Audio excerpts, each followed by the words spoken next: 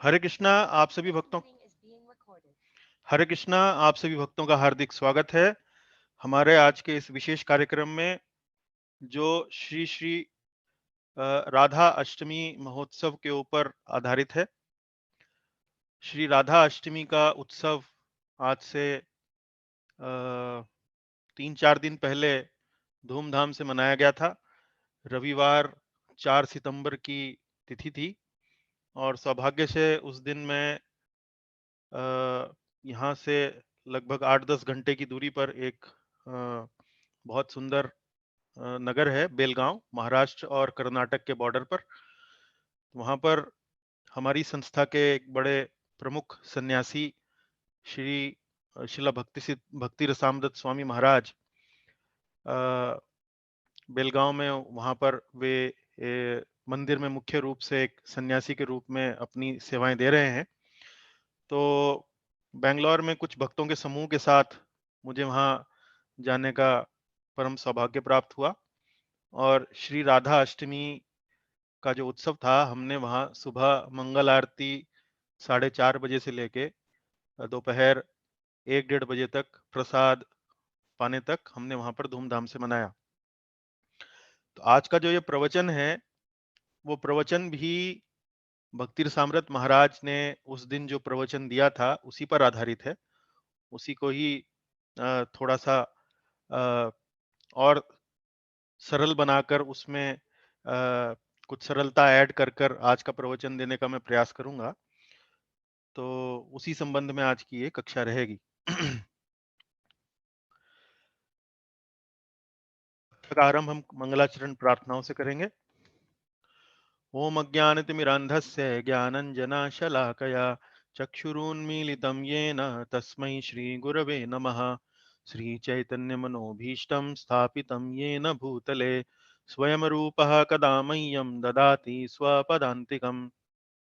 वन्देऽहं श्रीगुरोः श्रीयुतपदकमलं श्रीगुरून् वैष्णवांश्च श्रीरूपं साग्रजातं सहगणरघुनाथान्वितं तं सजीवं साद्वैतं सावधूतं परिजनसहितं कृष्णचैतन्यदेवं श्रीराधाकृष्णपादान् सहगणललिता श्रीविशाखान्वितांश्च। हे कृष्ण करुणा सिन्धो दीनबन्धो जगत्पते गोपेश गोपिका कांत राधा कांत नमोस्तुते।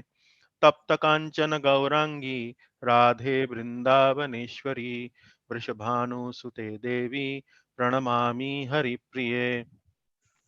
वाञ्छाकल्पतरुभ्यश्च कृपा सिन्धुभ्य एव च पतितानां पावनेभ्यो वैष्णवेभ्यो नमो नमः।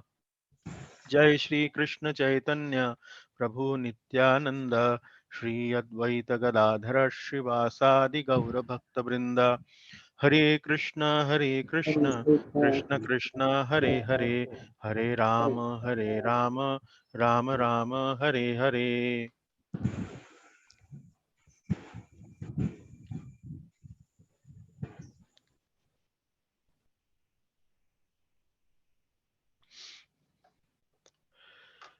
चलिए एक बार फिर आप सभी भक्तों का हार्दिक स्वागत है आज के इस विशेष सत्र में, जिसमें आज हम श्री राधा अष्टमी उत्सव के ऊपर प्रवचन करेंगे।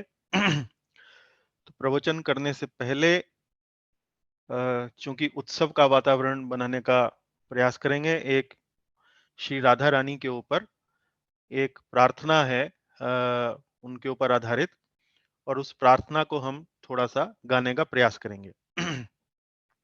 इस प्रार्थना का नाम है श्री राधा कृपा कटाक्ष स्तव राज। स्तव बोलते हैं प्रार्थना को और कटाक्ष बोलते हैं तिरछी नजरों से देखना। तिरछी नजरें मतलब जैसे कोई व्यक्ति सामान्य रूप से सामने की ओर देख रहा है, लेकिन जब तिरछी नजर कर लेता है, तिरछी मतलब बराबर में देखने का प्रयास करता है, तो उसे बोलते हैं कटाक्ष। तो श्री राधा कृपा कटाक्ष, तो यहाँ कटाक्ष का अर्थ क्या है कि राधा रानी से ये प्रार्थना की जा रही है कि वो हमारे ऊपर भी अपनी नजरें थोड़ा तिरछी करके हमारी ओर भी जरा एक बार देख लें, भगवान के भक्तों की ओर भी है और देख लें, और अपनी कृपा से हमारे बारे में, भगवान के भक्तों के बारे में भगवान से हमारी थोड़ी-सी, ज़रा-सी सिफ़ारिश कर दें ताकि हम भगवान के चरण कमलों तक पहुँच जाएँ। तो ये श्री राधा कृपा कटाक्ष स्तवराज। हुँ, स्तवराज का अर्थ हुआ प्रार्थनाओं का राज, प्रार्थनाओं का राजा। इस बड़ा सुंदर छंद है इसके अंदर, बड़ा सुंदर लगती है जब गाई जाती है। संस्कृत में लिखी हुई है और ये प्रार्थना जो है वो भगवान शंकर पार्वती जी से सुना रहे हैं। प्रार्थना इस तरह से है।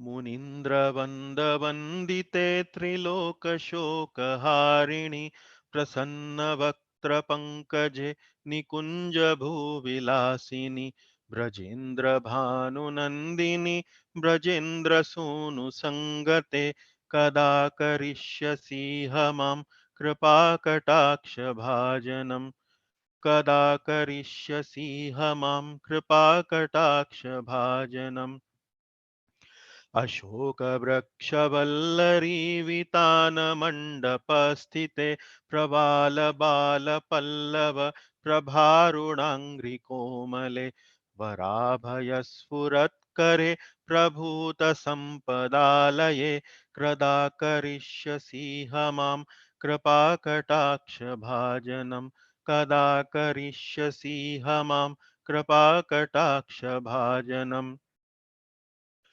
अनङ्गरङ्गमङ्गलप्रसङ्गभङ्गुराभ्रुवम् सविभ्रमं ससम्भ्रमं द्रगन्तबाणपातनै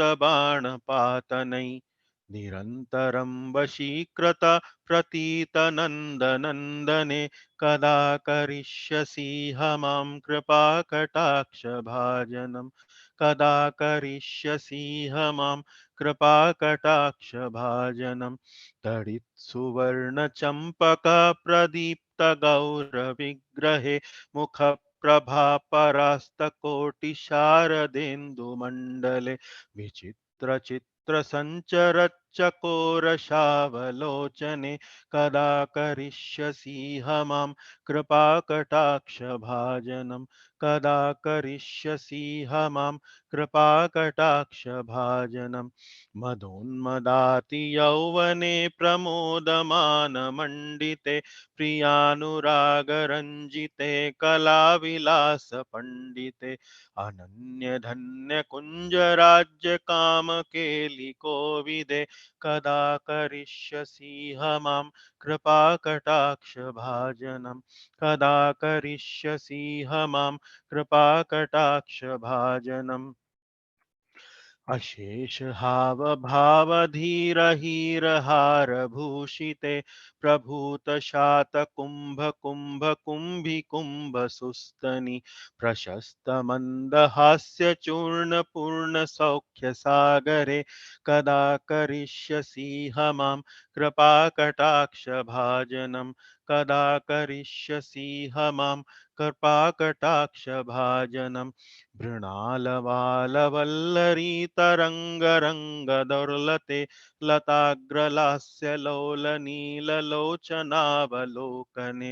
ललल्लुलन्मिलन्मनोज्ञमुग्धमोहिनाश्रिते कदा करिष्यसीह मां कृपाकटाक्षभाजनम् कदा करिष्यसीह मां कृपाकटाक्षभाजनम् सुवर्णमल्लिकाञ्चित त्रिरेखकम्बुकण्ठगे त्रिसूत्रमङ्गलीगुणा त्रिरत्नदीप्तिदीक्षिते सलोलनीलकुन्तलप्रसूनगुच्छगुम्फिते कदा करिष्यसीह मां कृपाकटाक्षभाजनम् कदा करिष्यसीह मां कृपाकटाक्षभाजनम् नितम्बबिम्बलम्बमानपुष्पमेखलागुणे प्रशस्तरत्नकिङ्किणीकलापमध्यमञ्जुले करीन्द्रशुण्डदण्डिका वरौहसौभगोरुखे कदा करिष्यसीह मां कृपाकटाक्षभाजनम् कदा करिष्यसीह मां कृपाकटाक्षभाजनम् अनेक मंत्रनाद मंजुनूपुरारवस्खलत् समाज राजहंस्य वंशनिक्वणाति गौरवे विलोल हेमवल्लरी विडम्बिचारु चंक्रमे कदा करिष्यसि मां कृपाकटाक्ष भाजनम् कदा करिष्यसि मां कृपाकटाक्ष भाजनम् अनन्तकोटिविष्णुलोकनम्रपद्मजार्चिते हिमाद्रिजापुलोमजा विरिञ्च जावरप्रदे अपारसिद्धिरिद्धिदिग्धसप्ताङ्गुलीनखे कदा करिष्यसि मां कृपाकटाक्षभाजनं कदा करिष्यसि मां कृपाकटाक्षभाजनम् मखेश्वरी क्रियेश्वरी स्वधेश्वरी सुरेश्वरी त्रिवेद भारतीश्वरी प्रमाण शासनेश्वरी रमेश्वरी क्षमेश्वरी प्रमोद काननेश्वरी व्रजेश्वरी व्रजाधिपे श्रीराधिके नमोस्तुते व्रजेश्वरी व्रजाधिपे श्रीराधिके नमोस्तुते इति ममद्भुतं स्तवम् निशम्य भानुनन्दिनी करोतु सन्ततं जनं कृपाकटाक्षभाजनं भवेत्तदैव सञ्चिता त्रिरूपकर्मनाशनं लभेत्तदा व्रजेन्द्रसूनुमण्डलप्रवेशनं लभेत्तदा व्रजेन्द्रसूनुमण्डलप्रवेशनं लभेत्तदा व्रजेन्द्रसूनु मंडल प्रवेशनम। तो आपने देखा कि कितनी सुंदर ये गाने में जब हम गाते हैं तो छंद के साथ जब गाई जाती है तो बड़ी सुंदर प्रार्थना है। आशा है आप लोगों ने भी कभी ये प्रार्थना की अक्सर पुस्तकें मैंने देखी हैं। उत्तर भारत में लोग बाग अक्सर अपने पूजा के कमरे में रखते हैं।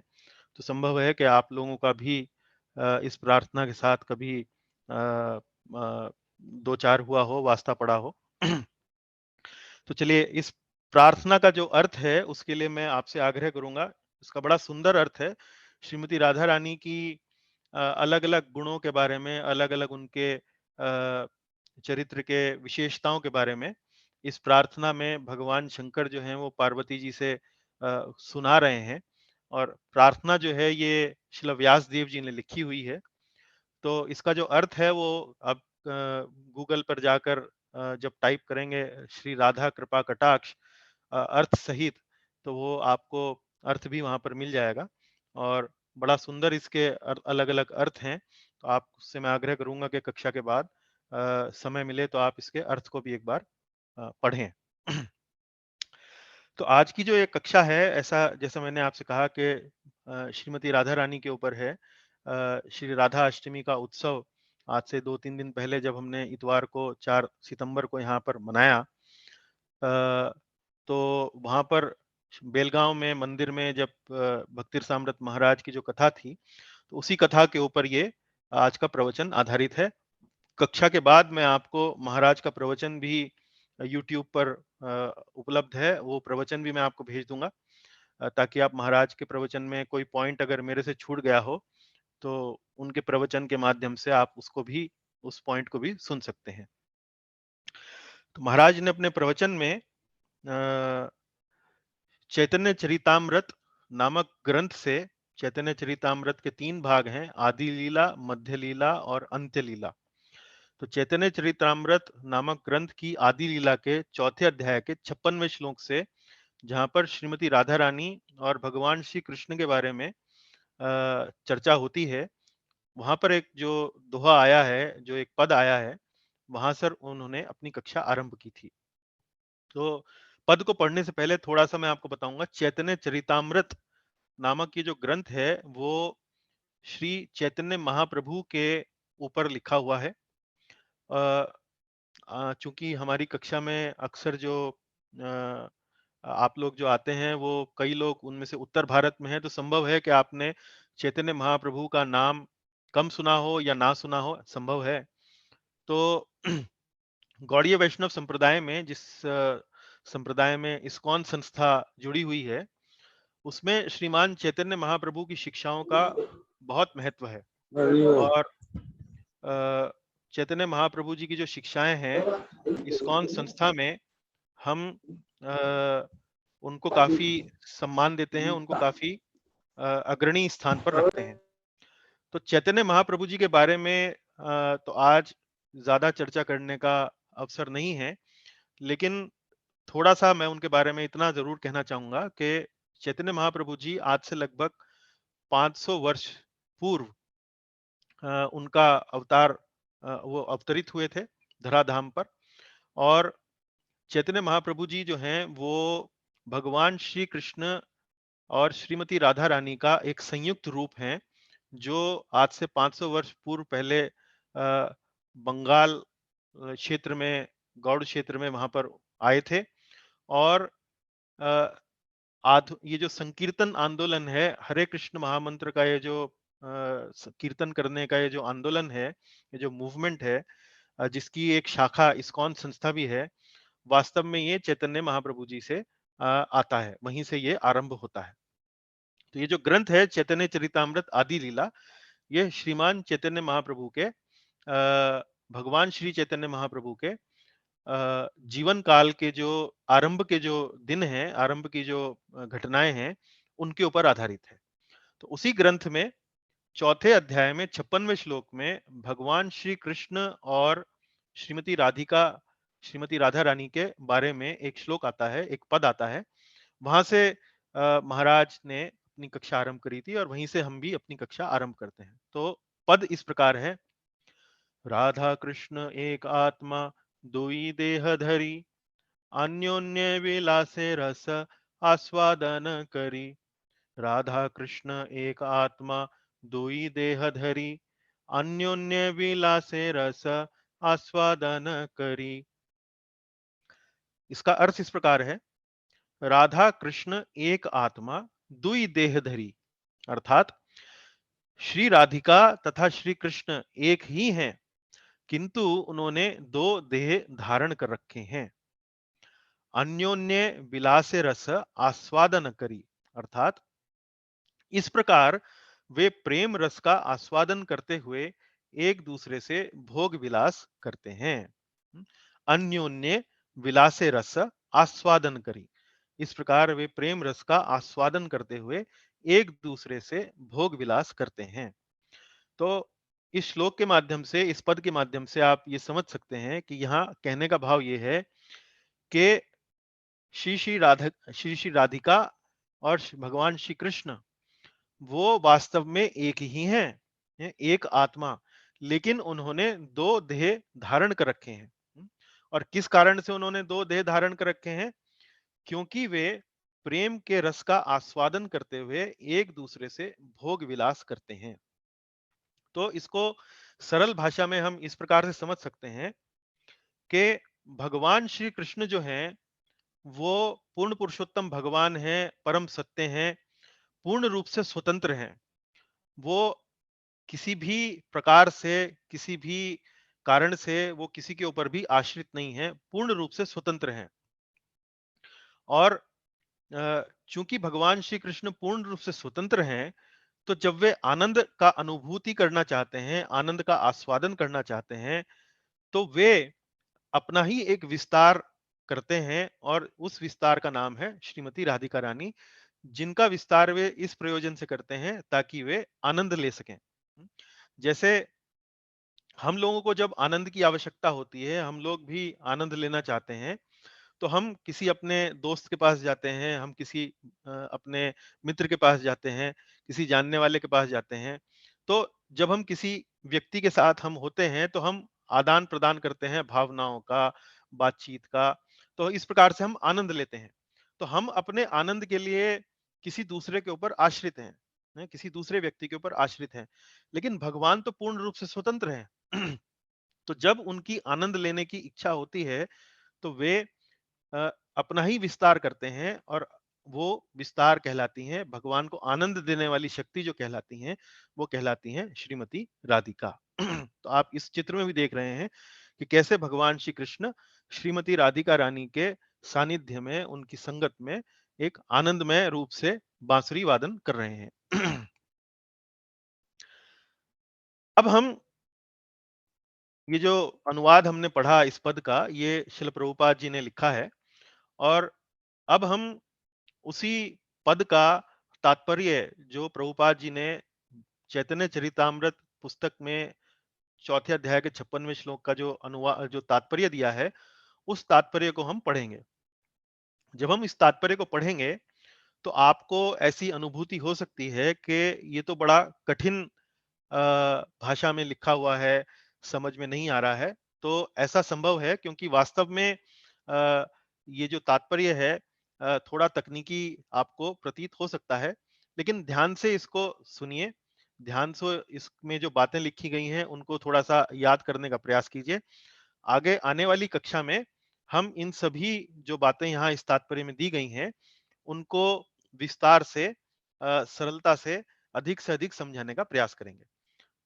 पर फिलहाल आप तात्पर्य एक बार देखिए।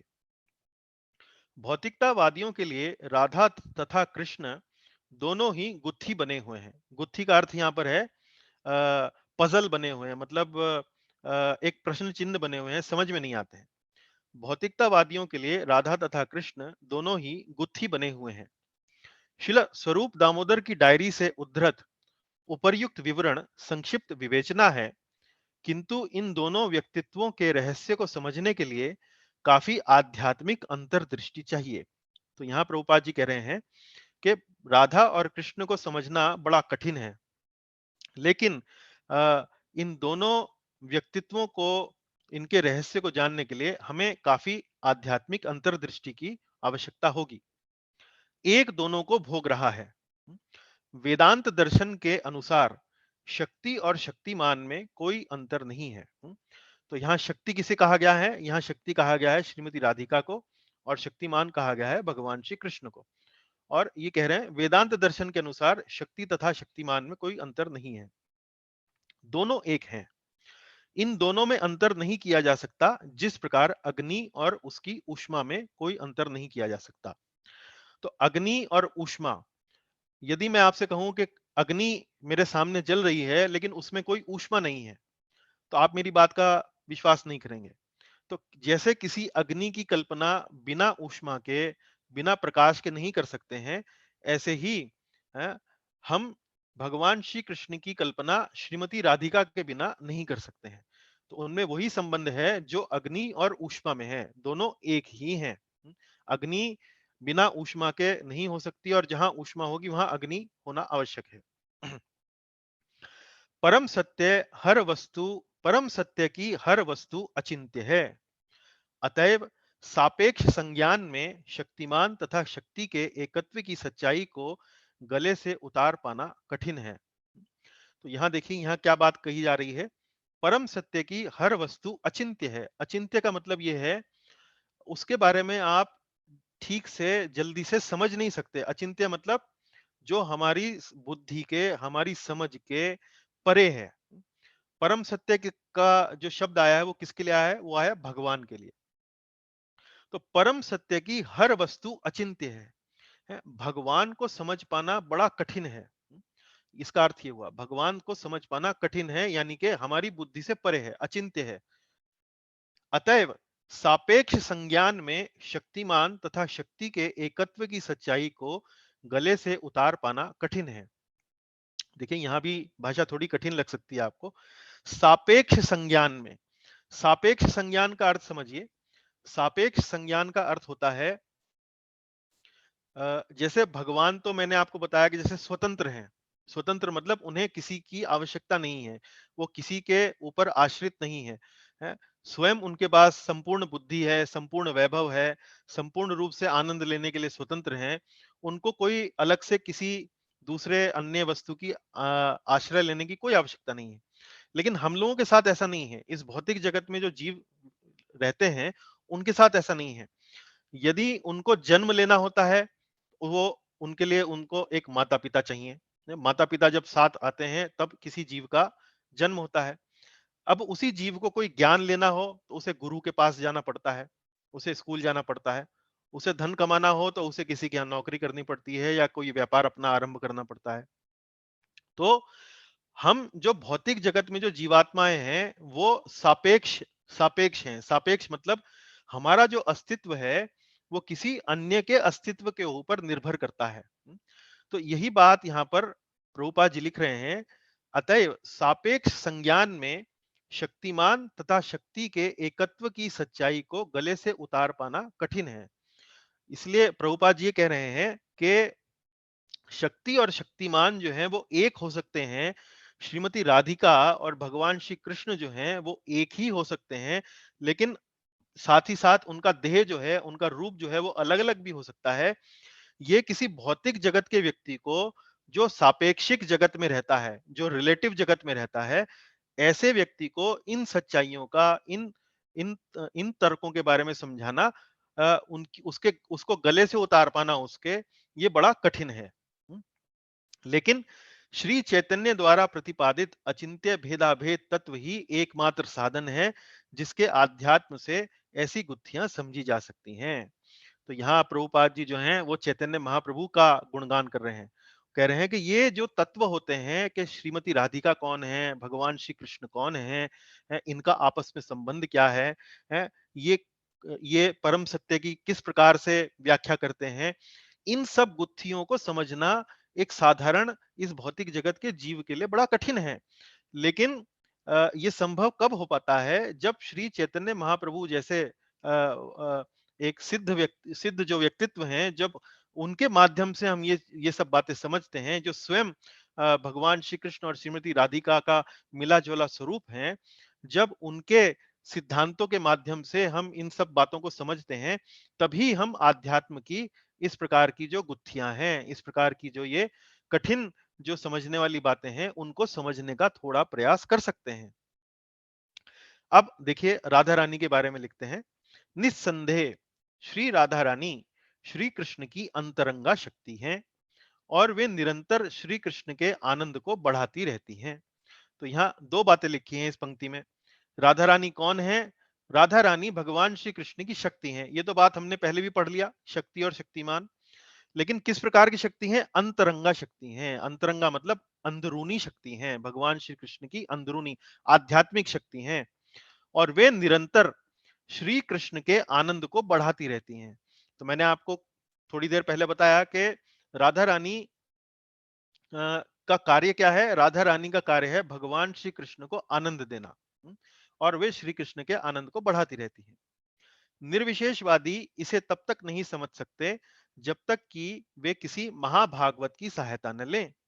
निर्विशेषवादी कौन होते हैं?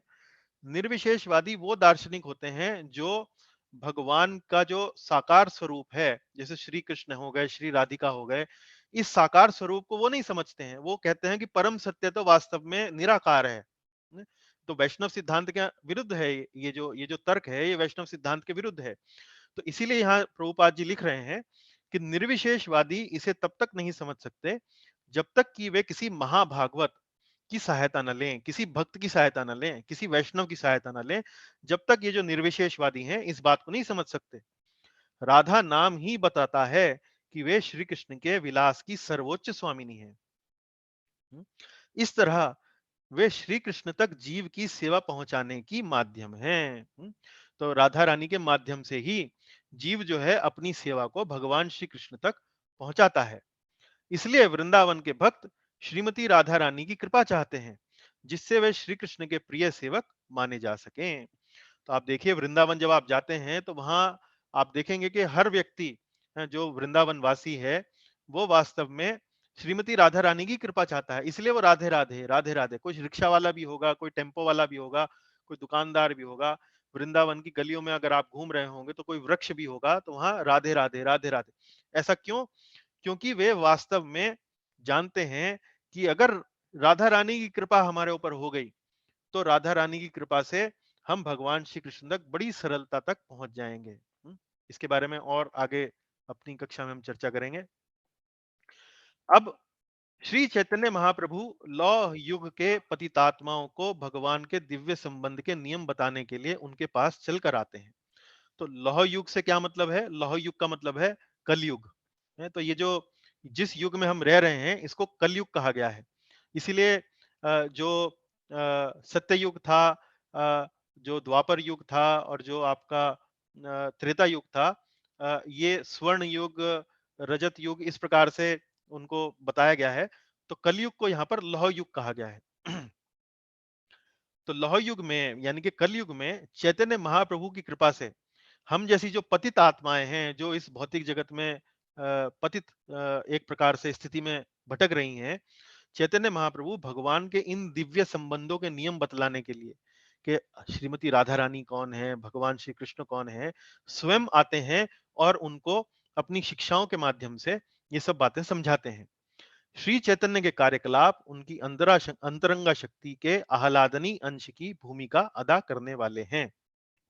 तो जब हम चैतन्य महाप्रभु जी का जब जीवन हम देखते हैं, तो उनके जो कार्यकलाप हैं, उनकी जो क्रियाएं हैं, उनसे हमें वही आनंद मिलता है जो श्रीमती राधिका रानी, जो भगवान को आनंद देने वाली जो शक्ति है, जो आनंद वो भगवान श्री कृष्ण को अपनी आनंद देने की शक्ति से वो देते हैं, ऐसे ही चैतन्य महाप्रभु के जो कार्यकलाप हैं, उनके कार्यकलापों को पढ़कर भी हम वही आनंद की प्राप्ति कर सकते हैं।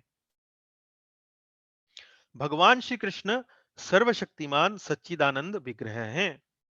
उनकी अंतरंगा शक्ति सर्वप्रथम सत्य के रूप में प्रकट होती है, अर्थात जगत का विस्तार करती है। यही शक्ति पूर्ण ज्ञान प्रदर्शित करने पर चित या संवित होती है, जो भगवान के दिव्य रूपों को विस्तार देती है। अंत में वही शक्ति आनंद प्रदान करने के लिए आह्लादिनी शक्ति कहलाती है। इस प्रकार भगवान अपनी अंतरंगा शक्ति को 3 विभागों में प्रदर्शित करते हैं। तो ये भगवान की जो आध्यात्मिक शक्तियां हैं और उनकी जो 3 अलग-अलग प्रकार हैं, उनके बारे में हम आगे कक्षा में विस्तार से चर्चा करेंगे। तो इस जो पैराग्राफ को हम फिलहाल आगे अपनी कक्षा में जो स्लाइड है, उस तक छोड़ देते हैं। लेकिन आप देखेंगे कि प्रभुपाद जी ने ये जो तात्पर्य लिखा है, ये पढ़ने में बड़ा तकनीकी रूप से थोड़ा-सा कठिन लगता है, क्लिष्ट लगता है। तो थोड़ा बहुत मैंने सरल करके आपको हर एक पंक्ति जो है समझाने का प्रयास किया है। जो कुछ नहीं समझा पाए हैं, वो आगे कक्षा में समझेंगे। लेकिन अब कक्षा के माध्यम से हम इन सभी बातों को, जिन पर हमने बड़ा संक्षेप में अभी प्रभुपाद जी के तात्पर्य के माध्यम से थोड़ा समझने का प्रयास किया है, किंतु इस कक्षा में जो आने वाली अब जो स्लाइड्स हैं, इनमें हम और सरलता से इन बातों को समझने का प्रयास करेंगे।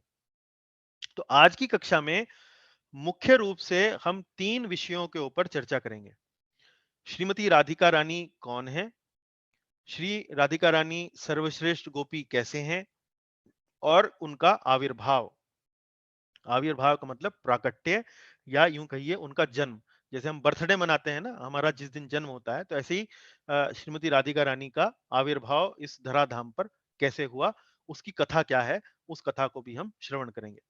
मुख्य रूप से कक्षा का जो विषय रहेगा, वो रहेगा कि श्रीमती राधिका रानी कौन है।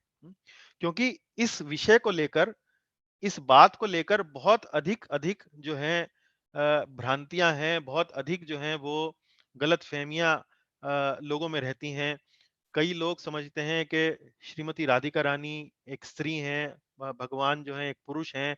तो जैसे भौतिक जगत में एक स्त्री और एक पुरुष का जो एक सामान्य, जो एक आकर्षण का एक जो देह देह के आधार पर जो आकर्षण का जो एक संबंध होता है, वैसा ही आकर्षण जो है वो श्रीमती राधिका का और भगवान श्री कृष्ण का है। तो इस प्रकार की अनेक अनेक भ्रांतियां लोगों में रहती हैं। तो आज हम प्रयास करके उन सभी भ्रांतियों का हम निवारण करने का प्रयास करेंगे।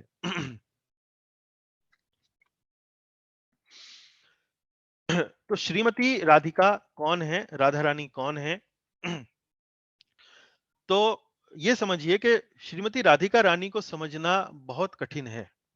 आपने देखा कि हमने जो श्लोक पढ़ा, राधा कृष्ण एक आत्मा दुई देह धरी, और प्रभुपाद जी भी अपने तात्पर्य में लिख रहे हैं कि भौतिक जगत में जो जीव हैं, जो सापेक्षिक जगत में रहते हैं, उनके लिए शक्ति का एक होना, शक्ति शक्तिमान का एक होना, इस प्रकार का श्रीमती राधा रानी का और भगवान श्री कृष्ण का एक होना और अलग होना, इस बात को समझना बड़ा कठिन होता है। भगवान श्री कृष्ण को समझना भी अपने आप में बहुत कठिन विषय है। भगवान कृष्ण को, भगवान पूर्ण रूप से भगवान कृष्ण के अलावा और कोई समझ भी नहीं सकता है। लेकिन श्रीमती राधा रानी को समझना एक दृष्टिकोण से भगवान श्री कृष्ण को समझने से भी अधिक कठिन कहा जाता है। लेकिन केवल महाभागवतों की सहायता से श्रीमान चैतन्य महाप्रभु, शिला प्रभुपाद जैसे जो सिद्ध जो पुरुष हैं, उनकी सहायता से ही हम इन विषयों को समझ सकते हैं। तो जैसा हमने प्रभुपाद जी के तात्पर्य में पढ़ा, राधा रानी कौन है? श्रीमती राधा रानी है शक्ति, और भगवान श्री कृष्ण है शक्तिमान। शक्ति और शक्तिमान, तो भगवान श्री कृष्ण की शक्ति है श्रीमती राधिका रानी, और इस शक्ति के माध्यम से ही हम भगवान श्री कृष्ण तक पहुंच सकते हैं। तो जैसे अब आप ये समझिए कि अ, अ, अ, वास्तव में हमने इस विषय पर अधिक चर्चा अपनी कक्षाओं में नहीं करी है कि श्री कृष्ण जो हैं वो अवतारी हैं, और जितने भी अवतार हम देखते हैं वो भगवान श्री कृष्ण से ही आते हैं। जैसे भगवान राम, भगवान नरसिंह देव, वामन अवतार, इस प्रकार से जो अनेक अनेक भगवान के जो अवतार हैं वो भगवान श्री कृष्ण से ही आते हैं। तो भगवान श्री कृष्ण को कहा जाता है अवतारी, और अन्य सभी जो अवतार हैं उनको अवतार कहा जाता है कि वो, तो एक तरीके से श्री कृष्ण जो हैं वो सभी अवतारों का स्रोत हैं। और उसी उसी तर्ज पर, उसी आधार पर हम ये कह सकते हैं कि श्रीमती राधा रानी भी सभी शक्तियों का स्रोत हैं।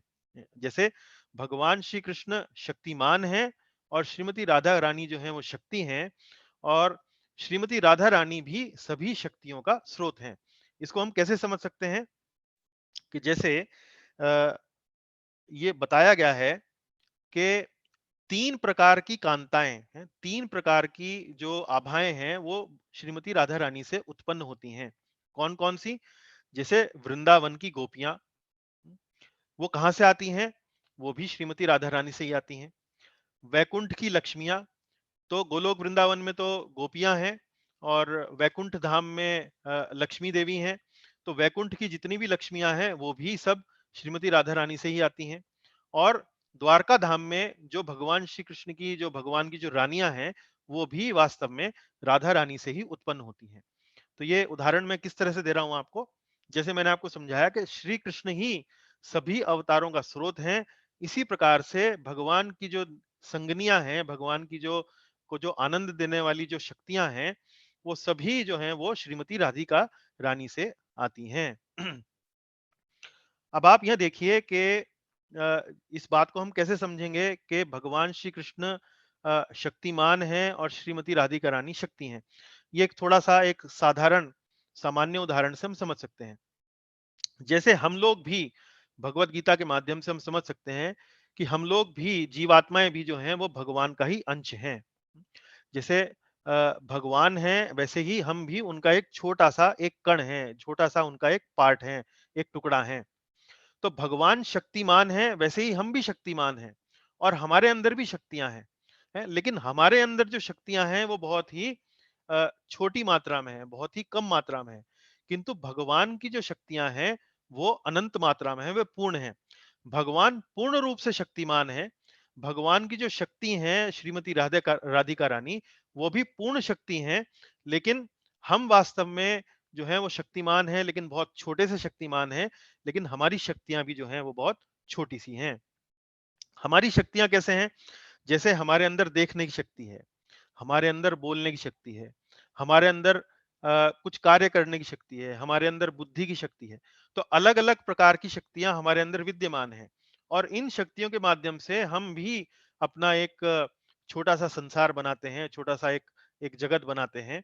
लेकिन भगवान जो है पूर्ण रूप से शक्तिमान है, और भगवान की जो शक्ति है श्रीमती राधिका, वो भी पूर्ण शक्ति है। तो यहाँ समझने का प्रयास कीजिए कि श्रीमती राधिका रानी कौन है? वे आदि शक्ति हैं। आदि शक्ति मतलब जहाँ से सारी शक्तियाँ जो हैं वो उत्पन्न होती हैं। और श्री कृष्ण कौन है? वे आदि शक्तिमान हैं, जहाँ से हर अवतार, हर वस्तु जो है वहाँ से उद्भूत होती है। तो इस तरीके से हम श्रीमती राधिका रानी और भगवान श्री कृष्ण को थोड़ा-सा समझने का प्रयास कर सकते हैं। तो जैसे मैंने आपसे कहा कि श्रीमती राधिका रानी आदि शक्ति हैं, इसको हम कैसे समझ सकते हैं जैसे हम बोलते हैं सीताराम, तो सीता जी जो हैं वो शक्ति हैं और भगवान श्री राम जो हैं वो शक्तिमान हैं। तो सीता जी कहाँ से आ रही हैं? वो भी श्रीमती राधिका रानी से आ रही हैं। राधिका रानी कौन है? आदि आदि शक्ति, और सीता जी आ रही हैं राधा रानी से। और फिर उसके अलावा आप ये समझिए कि सीताराम, और आप और भी इसमें उदाहरण ले सकते हैं। अ अ लक्ष्मी नारायण जैसे उदाहरण के रूप से लक्ष्मी नारायण, तो लक्ष्मी जी कहाँ से आ रही हैं? लक्ष्मी जी आ रही हैं आदि शक्ति श्रीमती राधिका से, और नारायण कहाँ से आ रहे हैं? वो आ रहे हैं भगवान श्री कृष्ण से। तो इस स्लाइड में जो हमने पढ़ा है, मुख्य रूप से 2-3 बातें पढ़ी हैं, 2-3 बातें समझने का कोशिश करी है कि राधा रानी भगवान श्री कृष्ण की शक्ति हैं और भगवान श्री कृष्ण शक्तिमान हैं। हम राधा रानी के माध्यम से बड़ी सरलता से भगवान श्री कृष्ण तक पहुंच सकते हैं। राधा रानी आदि शक्ति हैं और भगवान श्री कृष्ण आदि शक्तिमान हैं।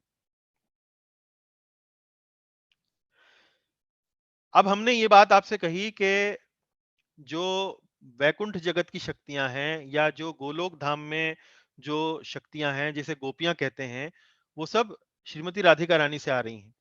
तो इस बात को समझने के लिए प्रमाण क्या है? इस बात को जानने के लिए शास्त्रों में कहाँ प्रमाण दिया गया है?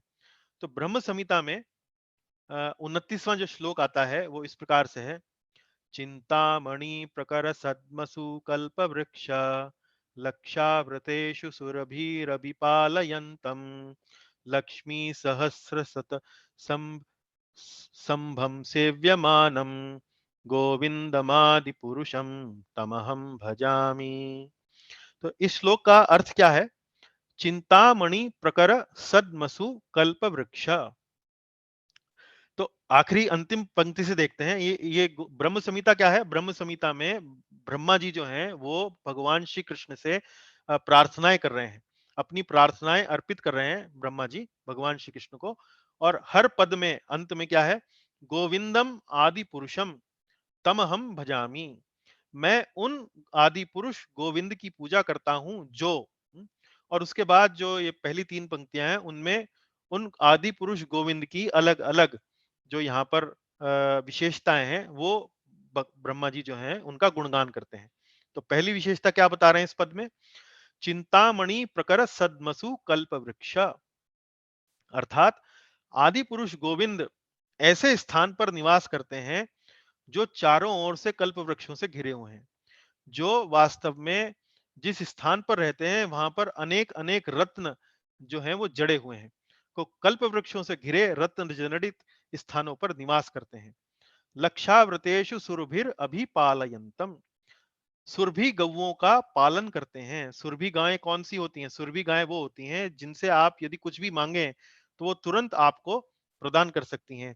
ऐसे ही कल्प वृक्ष भी, जिनसे भी आप कुछ भी इच्छा करें तो वो कल्प वृक्ष जो है वो आपको फल के रूप में वो आपको प्रदान कर सकता है। और फिर लक्ष्मी सहस्र शत संभवम संभम सेव्यमानम, अर्थात सैकड़ों हजारों लक्ष्मियां, लक्ष्मी सहस्र शत, शत का अर्थ हो गया सैकड़ों, सहस्र का अर्थ हो गया हजारों। तो सैकड़ों हजारों लक्ष्मियां हैं जिन आदि पुरुष गोविंद की सेवा में हैं प्रेम तथा आदर से लगी हुई हैं, ऐसे उन आदि पुरुष गोविंद की मैं पूजा करता हूं। तो यहां देखिए इस पंक्ति में ये बात स्पष्ट होती है। लक्ष्मी सहस्र शत संभ्रमम सेव्यमानम, सैकड़ों हजारों लक्ष्मियां भगवान श्री कृष्ण की सेवा में कहाँ लगी हुई हैं? आध्यात्मिक जगत में लगी हुई हैं। तो यही हजारों लक्ष्मियां या जो गोपियां हैं वो भगवान श्री कृष्ण की आदर भाव से प्रेम के साथ सेवा में लगी रहती हैं। तो ये कहाँ से आ रही हैं? ये सब श्रीमती राधिका रानी से ही आ रही हैं। ये जितनी भी गोपियां हैं, जितनी भी लक्ष्मियां हैं, सब श्रीमती राधिका रानी से आ रही हैं क्योंकि वे ही आदि शक्ति हैं। अब हम अ, भक्ति रसामृत महाराज के जीवन की एक रोचक घटना से भगवान महाराज ने उस कक्षा में एक बड़ी रोचक घटना अपने जीवन से सुनाई। तो उस रोचक घटना से हम थोड़ा सा श्रीमती राधिका रानी कौन है उस बारे में हम समझने का प्रयास करेंगे। वास्तव में महाराज ने जो ये घटना सुनाई उसका मूल जो सार है, जो उसका भावार्थ है वो ये है, वो इस घटना के माध्यम से इस बात का उत्तर देना चाह रहे थे कि क्या भगवान एक पुरुष हैं या भगवान एक स्त्री हैं? तो इस प्रश्न का वो एक उत्तर देना चाह रहे थे। तो उनके साथ कुछ इस प्रकार से घटना हुई कि एक बार वो ट्रेन में जा रहे थे और ट्रेन में जाते हुए वो एक पुस्तक पढ़ रहे थे जिसमें पुस्तक का जो कवर पेज था, जो कवर था, उसपे भगवान श्री कृष्ण और राधा रानी का चित्र बना हुआ था। तो जब वो ट्रेन में जा रहे थे और वो पुस्तक पढ़ रहे थे, तो अचानक उनके सामने, मतलब एक स्टेशन पर गाड़ी रुकी और एक महिला जो है उनके सामने आकर बैठ गई।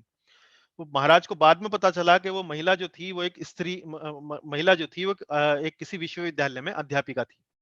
तो जब वो महिला महाराज के सामने बैठी हुई होती है और वो महाराज का जो चित्र है, वो जो पुस्तक में जो चित्र है वो देखती है, उसमें भगवान श्री कृष्ण का चित्र देखती है। तो उस चित्र को देखकर वो महिला कहती है कि भगवान को पुरुष ही क्यों होना है? भगवान जो हैं वो पुरुष ही क्यों हैं? ये पुरुष इसलिए हैं क्योंकि आप सभी पुरुषों ने ये सब चीज़ें बनाई हैं, ये सब चीज़ें आपने अपनी मन से, अपनी बुद्धि से ये सब बनाकर इस प्रकार की पुस्तकें लिखी हैं। तो भगवान को स्त्री भी होना चाहिए, भगवान को वास्तव में स्त्री रूप में भी आना चाहिए। तो इस प्रकार से वो महाराज के साथ प्रश्न करती है या महाराज को एक प्रकार से चैलेंज देती है। तो महाराज जो हैं वो उस स्त्री की बात को सुनते हैं, उस महिला की बात को सुनते हैं और वे कहते हैं कि देखिए माताजी, माताजी तो नहीं कहा उन्होंने क्योंकि एक पढ़ी-लिखी स्त्री थी, तो हो सकता है माताजी कहने पर वो बुरा मान जाए। उन्होंने उनको कहा, मैडम देखिए कि ये जो भगवान हैं इनको मैंने तो नहीं बनाया है, मैंने तो इनकी रचना नहीं करी है, ये तो शास्त्रों में दिए हुए हैं। तो इसमें मेरी क्या गलती है अगर ये भगवान जो है वो पुरुष हैं? तो वो जो मैडम थी वो कहने लगी, नहीं, नहीं, भगवान को तो स्त्री भी होना चाहिए। तो फिर महाराज ने उनको अ, भगवान का जो तत्व है, भगवान का जो सार है, जो समझने का उनका जो तरीका है, उनको उस बारे में थोड़ा-सा समझाने का प्रयास किया। महाराज ने कहा कि देखिए, भगवान जो हैं वास्तव में उनको हम बोलते हैं परम सत्य। परम सत्य का अर्थ ये है कि जिससे हर वस्तु आती है और जहाँ पर हर द्वंद्व का मतलब है डुअलिटी। हर द्वंद्व जो है वो परम सत्य के अंदर उपस्थित है, परम सत्य के अंदर विद्यमान है। द्वंद्व का मतलब क्या होता है? जैसे मैं कहूं सुख और दुख, तो सुख जो है वो एक छोर हो गया और दुख जो है वो दूसरा छोर हो गया। तो सुख और दुख, या ये मैं कहूं गर्म और ठंडा। हम्म, तो गर्म एक छोर हो गया और ठंडा जो है वो दूसरा छोर हो गया। या मैं कहूं बड़ा और छोटा, तो ये द्वंद्व हैं। तो परम सत्य यानी कि भगवान के अंदर हर प्रकार के द्वंद्व जो हैं वो समाहित हैं। इसको हम थोड़ा-सा और समझने का प्रयास करेंगे। मतलब कैसे? जैसे भगवान श्री कृष्ण का एक विस्तार जो है वो क्या है? महाविष्णु। अब ये जो महाविष्णु हैं, इनके जो रोम छिद्र हैं, रोम छिद्र मतलब जो उनकी त्वचा के अंदर ये जो छोटे-छोटे ये जो पोर होते हैं, जिनसे जैसे मनुष्य के जो त्वचा होती है उसमें जो पोर होते हैं, उनमें से पसीना इत्यादि निकलता है। तो ऐसे भगवान महाविष्णु के भी जो शरीर में जो रोम छिद्र हैं, यानी कि जो बालों के स्थान पर जो छोटे-छोटे जो छेद हैं, वहां से अनेक-अनेक ब्रह्मांड जो है वो निकलते हैं। अब हम जिस जगत में रह रहे हैं, पृथ्वी जगत में रह रहे हैं, वो भी एक ब्रह्मांड का हिस्सा है। तो हमारे लिए इस ब्रह्मांड का जो आकार है, उसकी कल्पना करना भी हमारे लिए असंभव है। तो हम उन महाविष्णु भगवान के आकार की कल्पना भी नहीं कर सकते, जिनके रोम छिद्रों से अनेक-अनेक ब्रह्मांड प्रकट होते हैं। तो जब हम भगवान का इस प्रकार से विवरण पढ़ते हैं या जानते हैं या सुनते हैं, तो हमें ऐसा लगता है कि भाई भगवान तो ना जाने कितने बड़े हैं, ना जाने कितने बड़े हैं, कितने विशाल हैं, कल्पना से भी परे हैं। मतलब इतनी कल्पना भी कोई जीव की बुद्धि में, मन में नहीं हो सकती। लेकिन साथ ही साथ हम ये भी पढ़ते हैं, ये भी जानते हैं कि भगवान जो है हमारे हृदय में एक अंगूठा, अंगूठे के आकार के जो अंगुष्ठम मात्र, अंगुष्ठम मात्रम, ऐसा उपनिषदों में भगवान का परमात्मा रूप का जो वर्णन आया है के अंगूठे के आकार के बराबर जो है वो भगवान जो है हमारे हृदय में विराजमान है। तो एक तो विवरण आ रहा है महाविष्णु का, जो न जाने इतने विशाल हैं जिनके रोम छिद्रों से अनेक अनेक ब्रह्मांड निकल रहे हैं।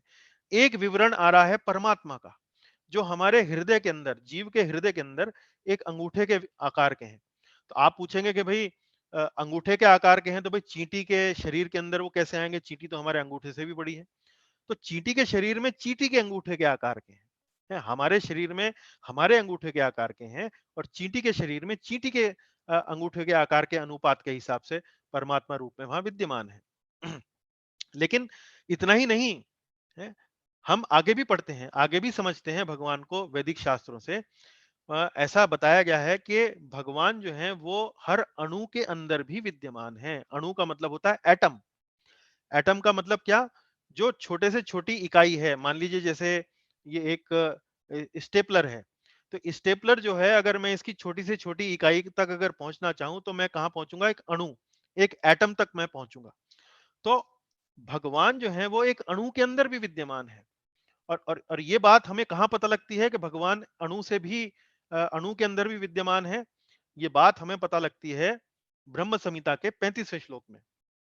यहाँ पर वही ब्रह्म संहिता में हमें ये पता लगता है कि पूर्ण रूप से जगतों में फैले परमाणुओं के भीतर भी उपस्थित हैं। तो ये देखिए यहाँ लिखा है, वो भगवान, मैं उन आदि पुरुष गोविंद की पूजा करता हूं जो लाखों करोड़ों जगतों की रचना करते हैं, लाखों करोड़ों ब्रह्मांडों की रचना करते हैं, फिर भी वे एक ही रहते हैं। भगवान के शरीर से अनेक अनेक ब्रह्मांड निकलते हैं, लेकिन भगवान की शक्ति में कोई घटती नहीं होती है, कोई बढ़ती नहीं होती है। भगवान की शक्ति उतनी की उतनी बनी रहती है।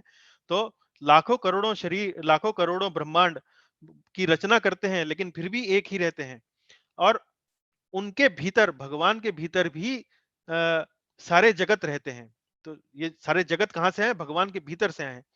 लेकिन इतने विशाल भगवान के होने के बावजूद भी पूर्ण रूप से जगत में फैले परमाणुओं के भीतर भी उपस्थित हैं। तो इस पूरी सृष्टि के अंदर, पूरे समस्त ब्रह्मांडों के अंदर, हर वस्तु, जितने भी अणु हैं, उन अणुओं के अंदर भी भगवान उपस्थित हैं। तो देखिए क्या लिखा है यहाँ पर, अंडांतरस्थ, अंडांतरस्थ परमाणु च या अंतरस्थम, परमाणु च या अंतरस्थम, अर्थात अ, ब्रह्मांडों के अंदर जितने भी परमाणु फैले हुए हैं, उस हर परमाणु के अंदर भी भगवान जो है उपस्थित हैं। तो ब्रह्म संहिता के माध्यम से हम ये ब्रह्मा जी की प्रार्थनाओं के माध्यम से इस बात को बड़ा अच्छे से समझ सकते हैं कि ब्रह्मा भगवान जो है केवल महाविष्णु जितने विशाल नहीं है, एक अणु के अंदर भी आ सकते हैं। तो देखिए बात वहीं पर आती है कि परम सत्य के अंदर जितने भी द्वंद्व हैं, सब समाहित हैं। द्वंद्व मतलब भगवान विशालतम से विशाल भी हैं, और भगवान जो है वास्तव में सूक्ष्म से सूक्ष्म भी हैं। तो भगवान को यदि हम कहते हैं, तो भगवान को यदि हम कहें कि भगवान केवल पुरुष हैं, भगवान केवल पुरुष हैं और स्त्री नहीं है, तो ये भगवान के लिए अपूर्ण, ये इस प्रकार से कहना हुआ कि भगवान अपूर्ण है। तो चूंकि भगवान परम सत्य हैं, जहां से हर वस्तु आती है, तो स्त्री भी जो है वो भगवान से ही आती है। तो भगवान अपूर्ण नहीं हो सकते हैं। तो ये कहना कि भगवान स्त्री नहीं है, ये इस बात के लिए मतलब ये कहना है दूसरे शब्दों में कि भगवान अपूर्ण है। तो भगवान अपूर्ण नहीं हो सकते। तो इस बात को हम थोड़ा सा और एक एक दूसरा उदाहरण देकर समझते हैं। एक बार प्रभुपाद जी से किसी उनके शिष्य ने पूछा कि प्रभुपाद जी, क्या श्री कृष्ण कोई ऐसा पत्थर बना सकते हैं, इतना भारी पत्थर बना सकते हैं कि जिसे वो उठा ही ना सकें, जिसे वो उठा ही ना सकें? तो बड़ा ही घुमा फिरा के बड़ा ही कठिन प्रश्न उन्होंने अपने वो जो प्रभुपाद जी के शिष्य हैं उन्होंने उनसे पूछा। तो प्रभुपाद जी ने उस प्रश्न का उनको उत्तर दिया कि हाँ, ऐसा पत्थर बना सकते हैं कि जिसे वो स्वयं ना उठा सकें। तो शिष्य जो था बड़ा प्रसन्न हुआ कि प्रभुपाद जी के मुंह से मैंने एक ऐसी बात निकलवा ली श्री कृष्ण के लिए कि जो वो नहीं कर सकते हैं। लेकिन प्रभुपाद जी ने उसके उत्तर देने से पहले ही, शिष्य को ये बात कहने से पहले ही, फिर उन्होंने बोला कि वो ऐसा पत्थर बना सकते हैं जिसे वे खुद नहीं उठा सकते, लेकिन फिर वो उसको उठा भी सकते हैं। तो ये देखिए, ये जो बात है जो मैंने आपको अभी बताई है, ये है परम सत्य की शक्ति जो है वो अचिंत्य है। अचिंत्य मतलब हमारी बुद्धि के परे है, कि श्री कृष्ण कोई ऐसा पत्थर बना सकते हैं जो इतना भारी हो जो स्वयं ना उठा सके, लेकिन फिर भी वो उसको उठा लेंगे। तो ये है परम सत्य। परम सत्य के बारे में, भगवान के बारे में ये कहना कि वो ये नहीं कर सकते या वो नहीं कर सकते, ये कहना इस बात के बराबर है कि भगवान अपूर्ण है। तो भगवान अपूर्ण नहीं हो सकते। भगवान पुरुष भी हैं और भगवान स्त्री भी हैं। इसी प्रकार से यदि कोई प्रश्न करे कि क्या भगवान कोई ऐसा आकृति बना सकते हैं जो चकोर भी हो और जो गोल भी हो, है? तो हम भौतिक जगत में, इस सापेक्षिक जगत में जो लोग रहते हैं, वो इस बात को नहीं समझ सकते, या हमारे अनुभव में ऐसा कुछ नहीं है जिसमें हम किसी ऐसी वस्तु के संपर्क में आए जो चकोर भी हो और गोल भी हो। क्योंकि जो वस्तु चकोर होती है वो गोल नहीं हो सकती, और जो वस्तु गोल होती है वो चकोर नहीं हो सकती। लेकिन यदि भगवान श्री कृष्ण के संबंध में ये प्रश्न किया जाए, परम सत्य के संबंध में ये प्रश्न किया जाए, तो भगवान ऐसी वस्तु बना सकते हैं जो चकोर भी है और गोल भी है। लेकिन ये बात जो है वो अचिंत्य है, ये हमारी बुद्धि के परे है, ये हमारी बुद्धि के समझ के बाहर है। तो यहाँ कहने का तात्पर्य ये है कि महाराज ने, भक्ति रसामृत महाराज ने उस महिला को, उस स्त्री को ये समझाने का प्रयास किया कि परम सत्य क्या है। परम सत्य वो है जिसके अंदर हर द्वंद्व आता है, जो बड़े से बड़ा भी है, जो छोटे से छोटा भी है, जो पुरुष भी है और जो स्त्री भी है। और वही जो पुरुष रूप है वो है श्री कृष्ण, और जो स्त्री रूप है वो है श्रीमती राधिका, है। तो भगवान जो है वो वास्तव में हर वस्तु का स्रोत है, हर वस्तु का, हर हर द्वंद्व जो है वो जगत का उनके अंदर समाहित है। जो इस जगत का द्वंद्व है वो भी समाहित है, जो द्वंद्व हम नहीं जानते वो भी भगवान के अंदर समाहित है। तो ये बात समझने का प्रयास कीजिए कि वास्तव में जो उन उन उस महिला का, जो उस अध्यापिका का जो एक प्रश्न था, जो उसका एक जो तर्क था कि भगवान जो है वो केवल पुरुष हैं और ये पुरुषों की बनाई हुई बात है, और हम तो स्त्रियां हैं, हमारे हमारे लिए कोई कुछ नहीं करता है, हम जो है वो अलग रह गई हैं, तो ऐसा कुछ नहीं है। तो इस बात को समझने के लिए ये बात समझिए कि हम जो हैं, हम जो जीवात्माएं हैं, हम ना तो स्त्री हैं ना हम पुरुष हैं। हुँ। जैसा कि भगवत गीता के ज्ञान से आप समझ सकते हैं कि हम वास्तव में जीवात्माएँ हैं। हम वास्तव में चेतना का एक आध्यात्मिक कण हैं। ये जब हमारी मृत्यु होती है तो देह तो, शरीर तो यहीं रह जाता है। हम अलग-अलग शरीर लेते रहते हैं। इस जन्म में संभव है कि हमें पुरुष का शरीर मिला हुआ है। अगले जन्म में हमें स्त्री का शरीर मिल सकता है, या पिछले जन्म में संभव है कि हमारा शरीर स्त्री का रहा हो। तो ये कहना कि हम स्त्री हैं या पुरुष हैं, ये बात ठीक नहीं है। हमारा वास्तविक स्वरूप क्या है? हमारा वास्तविक स्वरूप है, हम एक चेतना का कण है जिसे हम आत्मा कहते हैं। और ये जो आत्मा है, ये भी वास्तव में भगवान का ही एक विस्तार है, भगवान की ही एक शक्ति है। ये भी भगवान की ही एक शक्ति है। तो दूसरे दृष्टिकोण से यदि देखा जाए तो पुरुष जो है वो केवल एक ही हैं। पुरुष कौन है? पुरुष हैं भगवान श्री कृष्ण, और बाकी सब जो है वो उनकी शक्तियां हैं। जीव आत्माएं भी उनकी ही शक्तियां हैं, जिसे हम बोलते हैं तटस्थ शक्ति है। भगवत गीता में हम पढ़ते हैं इस बात को कि जीवात्माएं कौन है? भगवान की तटस्थ शक्ति। और श्रीमती राधिका रानी कौन है? भगवान की अंतरंगा शक्ति। तो अंततः वास्तविक पुरुष अर्थात भोक्ता, भोक्ता का मतलब एंजॉयर है। पुरुष भोक्ता कौन होता है? भोक्ता वो होता है जो स्वामी हो। जैसे मान लीजिए आप कोई घर खरीदें तो आप घर के स्वामी हैं, तो उस घर में रहने का, उसका आनंद लेने का अधिकार सिर्फ आपको है। इसी प्रकार से इस पूरे ब्रह्मांड का, पूरे इस जगत का, पूरी इस सृष्टि का स्वामी कौन है? वो है भगवान श्री कृष्ण। तो वास्तविक पुरुष, वास्तविक भोक्ता केवल श्री कृष्ण है, और बाकी सब कुछ, बाकी हर चीज जो है वो उनकी शक्तियां हैं। हम तो मात्र जीवात्माएं हैं जो कभी पुरुष के शरीर में, कभी स्त्री के शरीर में, कभी पशु के शरीर में, कभी किसी वृक्ष के शरीर में हम घूमते रहते हैं। तो ये बात कहना कि भगवान स्त्री भी हैं और भगवान पुरुष भी हैं, ये हम आज यहाँ पर इस कक्षा के माध्यम से समझ सकते हैं। तो अब देखिए, अब कई बार लोग बाग प्रश्न पूछते हैं कि जी आपने ये तो हमें बता दिया कि गोपियां कौन है, आदि शक्ति कौन है? श्रीमती राधिका। गोपियाँ कौन हैं? गोपियाँ भी उनकी शक्तियों का एक विस्तार हैं। और लक्ष्मियाँ कौन हैं? लक्ष्मी कौन है? लक्ष्मी भी श्रीमती राधिका का एक विस्तार हैं। और उनकी रानियाँ, द्वारका में जो रानियाँ कौन हैं? वो भी श्रीमती राधिका का विस्तार हैं। तो श्रीमती राधिका जो है वो आदि शक्ति हैं और बाकी जो हैं सब वो उनके विस्तार हैं। तो कोई पूछ सकता है कि भई दुर्गा जी कौन है? पार्वती जी कौन है? तो ये कौन है? इनके बारे में उत्तर हमें वहीं ब्रह्म संहिता से मिलता है। तो ब्रह्म संहिता में एक श्लोक आता है, मैं उन गोविंद की पूजा करता हूं जिनकी दुर्गा देवी छाया हैं, जो इस भौतिक जगत का पालन करती हैं। वे इस भौतिक जगत का सृजन, पालन, संहार करती हैं। तो यहाँ देखिए क्या शब्द आया है, छायेव यस्य भुवनानि बिभर्ति दुर्गा। दुर्गा, छायेव, छायेव मतलब छाया है। किनकी छाया है? यस्य, यस्य कौन? उन गोविंद की जिनकी मैं पूजा करना चाहता हूं। भुवनानि, भुवन, भुवन मतलब इस भौतिक जगत की। बिभर्ति दुर्गा, तो वो उस गोविंद की, उस गोविंद की, उस आदि पुरुष की वास्तव में दुर्गा देवी जो हैं वो छाया हैं, जो वास्तव में इस भौतिक जगत का पालन करती हैं, सृजन करती हैं और संहार करती हैं। तो देखिए आध्यात्मिक जगत है और भौतिक जगत है। भौतिक जगत जहां पर हम सब जीवात्माएं रहते हैं। तो दुर्गा देवी अपने पति भगवान शंकर के साथ, जिनको हम महादेव कहते हैं, उनके माध्यम से भगवान श्री कृष्ण जो हैं वो अलग-अलग भौतिक जगतों का पालन करते हैं, सृजन करते हैं और संहार करते हैं। तो ये दुर्गा देवी कौन है? ये दुर्गा देवी उन गोविंद की, उन आदि पुरुष गोविंद की ये छाया हैं। और इच्छानुरूपम अपि यस्य च चेष्टते सा, और दुर्गा देवी किस प्रकार कार्य करती हैं? वे गोविंद की इच्छा अनुसार अपनी चेष्टा करती हैं। इच्छानुरूपम अपि यस्य च चेष्टते सा।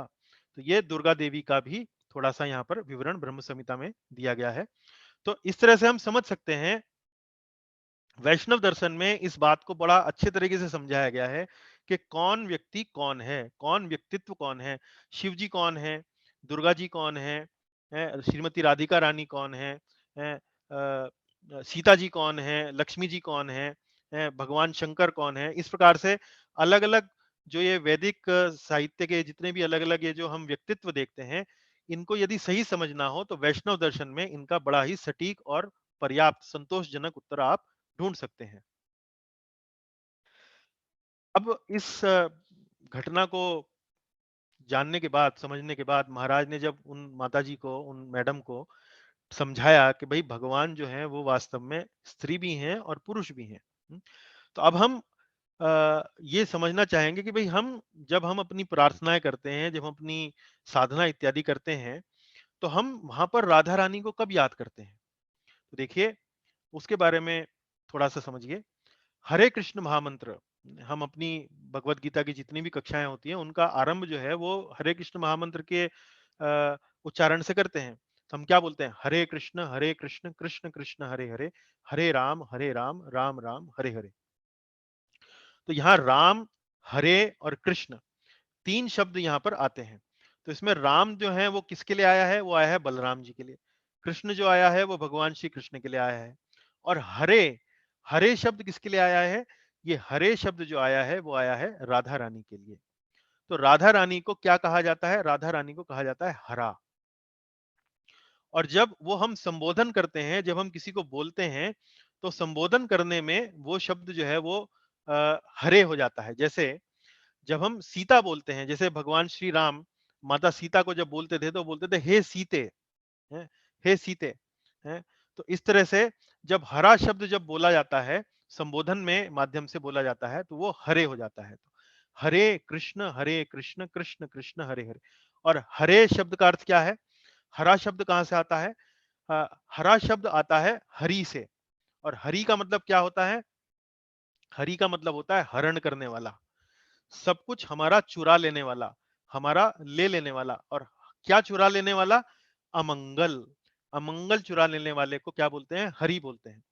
सर्व अमंगल हरे इति हरि, जो हमारे सारे अमंगलों को हर ले, उनको क्या कहा जाता है? हरि। तो हरि शब्द से आया है हरा। और हरे शब्द को, हरा शब्द को जब हम किसी संबोधन में प्रयोग में लाते हैं तो वो हरे हो जाता है। तो देखिए अ, तो श्री कृष्ण जो है वो कामदेव को भी हर लेते हैं, कामदेव को भी आकर्षित कर लेते हैं। कामदेव कौन है? जो इस भौतिक जगत में जीवात्माओं के अंदर, जीवात्माओं के हृदय में काम भावनाओं को उत्पन्न करता है, काम भावनाओं को जन्म देता है। वो कामदेव है। तो श्री कृष्ण का आकर्षण इतना अधिक है कि वो कामदेव को भी आकर्षित कर लेते हैं। इसीलिए श्री कृष्ण का एक नाम है मदन मोहन। मदन का अर्थ क्या हुआ? मदन का अर्थ हुआ कामदेव। और श्री कृष्ण का जो नाम है वो है मदन मोहन, मतलब जो मदन को भी मोह ले, वो है श्री कृष्ण। लेकिन श्रीमती राधिका रानी की शक्ति इतनी अधिक है, उनका आकर्षण इतना अधिक है, उनका आनंद लेने का जो प्रभाव है वो इतना अधिक है कि वो श्री कृष्ण को भी हर लेती हैं। तो इसलिए श्री कृष्ण का हर लेने के कारण, श्री कृष्ण का आकर्षण भी हर लेने के कारण श्रीमती राधिका रानी का एक नाम और है, वो है मदन मोहन मोहिनी। अर्थात जो मदन मोहन को भी मोहित कर लेती हैं, ऐसी हैं श्रीमती राधिका रानी। तो वास्तव में श्रीमती राधिका जो है तो श्री कृष्ण की शक्ति, लेकिन श्री कृष्ण को आनंद देने के सर्वोच्च शक्ति होने के कारण वो श्री कृष्ण को भी हर लेती हैं, श्री कृष्ण का भी आकर्षण अपने पर तरफ खींच लेती हैं, बड़ी सरलता से खींच लेती हैं। तो इसका अर्थ क्या हुआ कि श्रीमती राधिका यदि भगवान श्री कृष्ण को कुछ कहेंगी हैं, कि आप कृपया ये कर लें, तो श्री कृष्ण उसको मना नहीं कर सकते, क्योंकि श्री कृष्ण जो है पूर्ण रूप से श्रीमती राधिका के वश में हैं, श्रीमती राधिका के कंट्रोल में हैं, उनके नियंत्रण में हैं।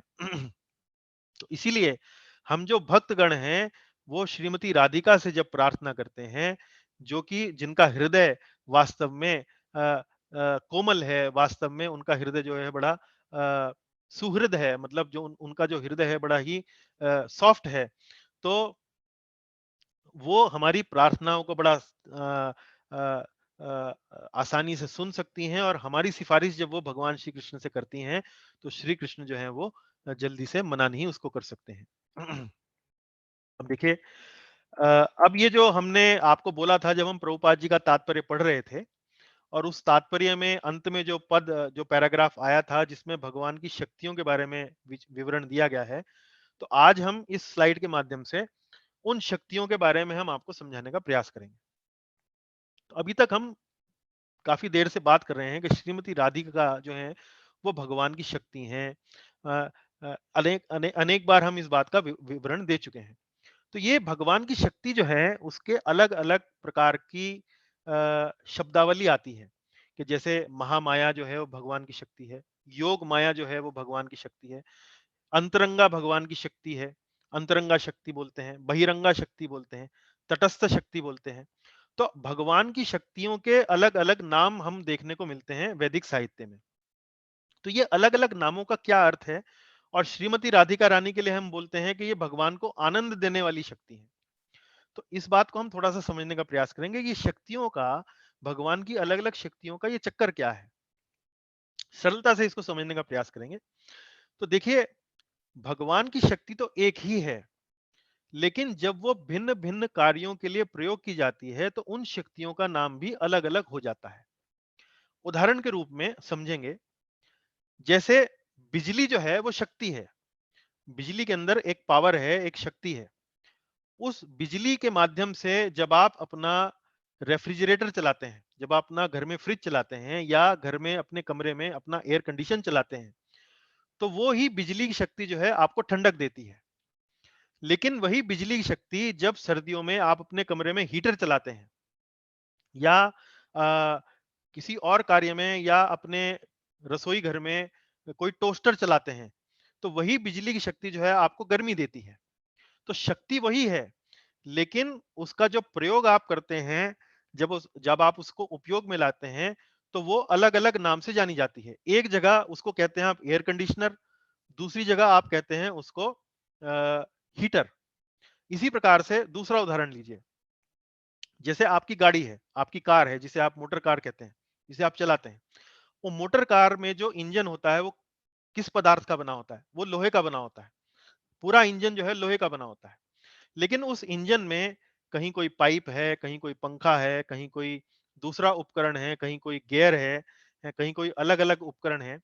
तो है तो सब लोहा ही, है, सब चीज़ लोहा है, लेकिन अलग-अलग उसके उपयोग हैं। उस लोहे में कहीं कोई वो घुमा रहा है, कहीं कोई उसके अंदर कोई पानी जा रहा है, कहीं कोई उसके अंदर पेट्रोल जा रहा है, कहीं डीज़ल जा रहा है। तो मशीन जो है वो लोहे से ही बनती है, किंतु हर मशीन के हर भाग का कार्य जो है अलग-अलग होता है। चूँकि उसका कार्य अलग-अलग होता है, इसलिए उसको अलग-अलग नामों से जाना जाता है।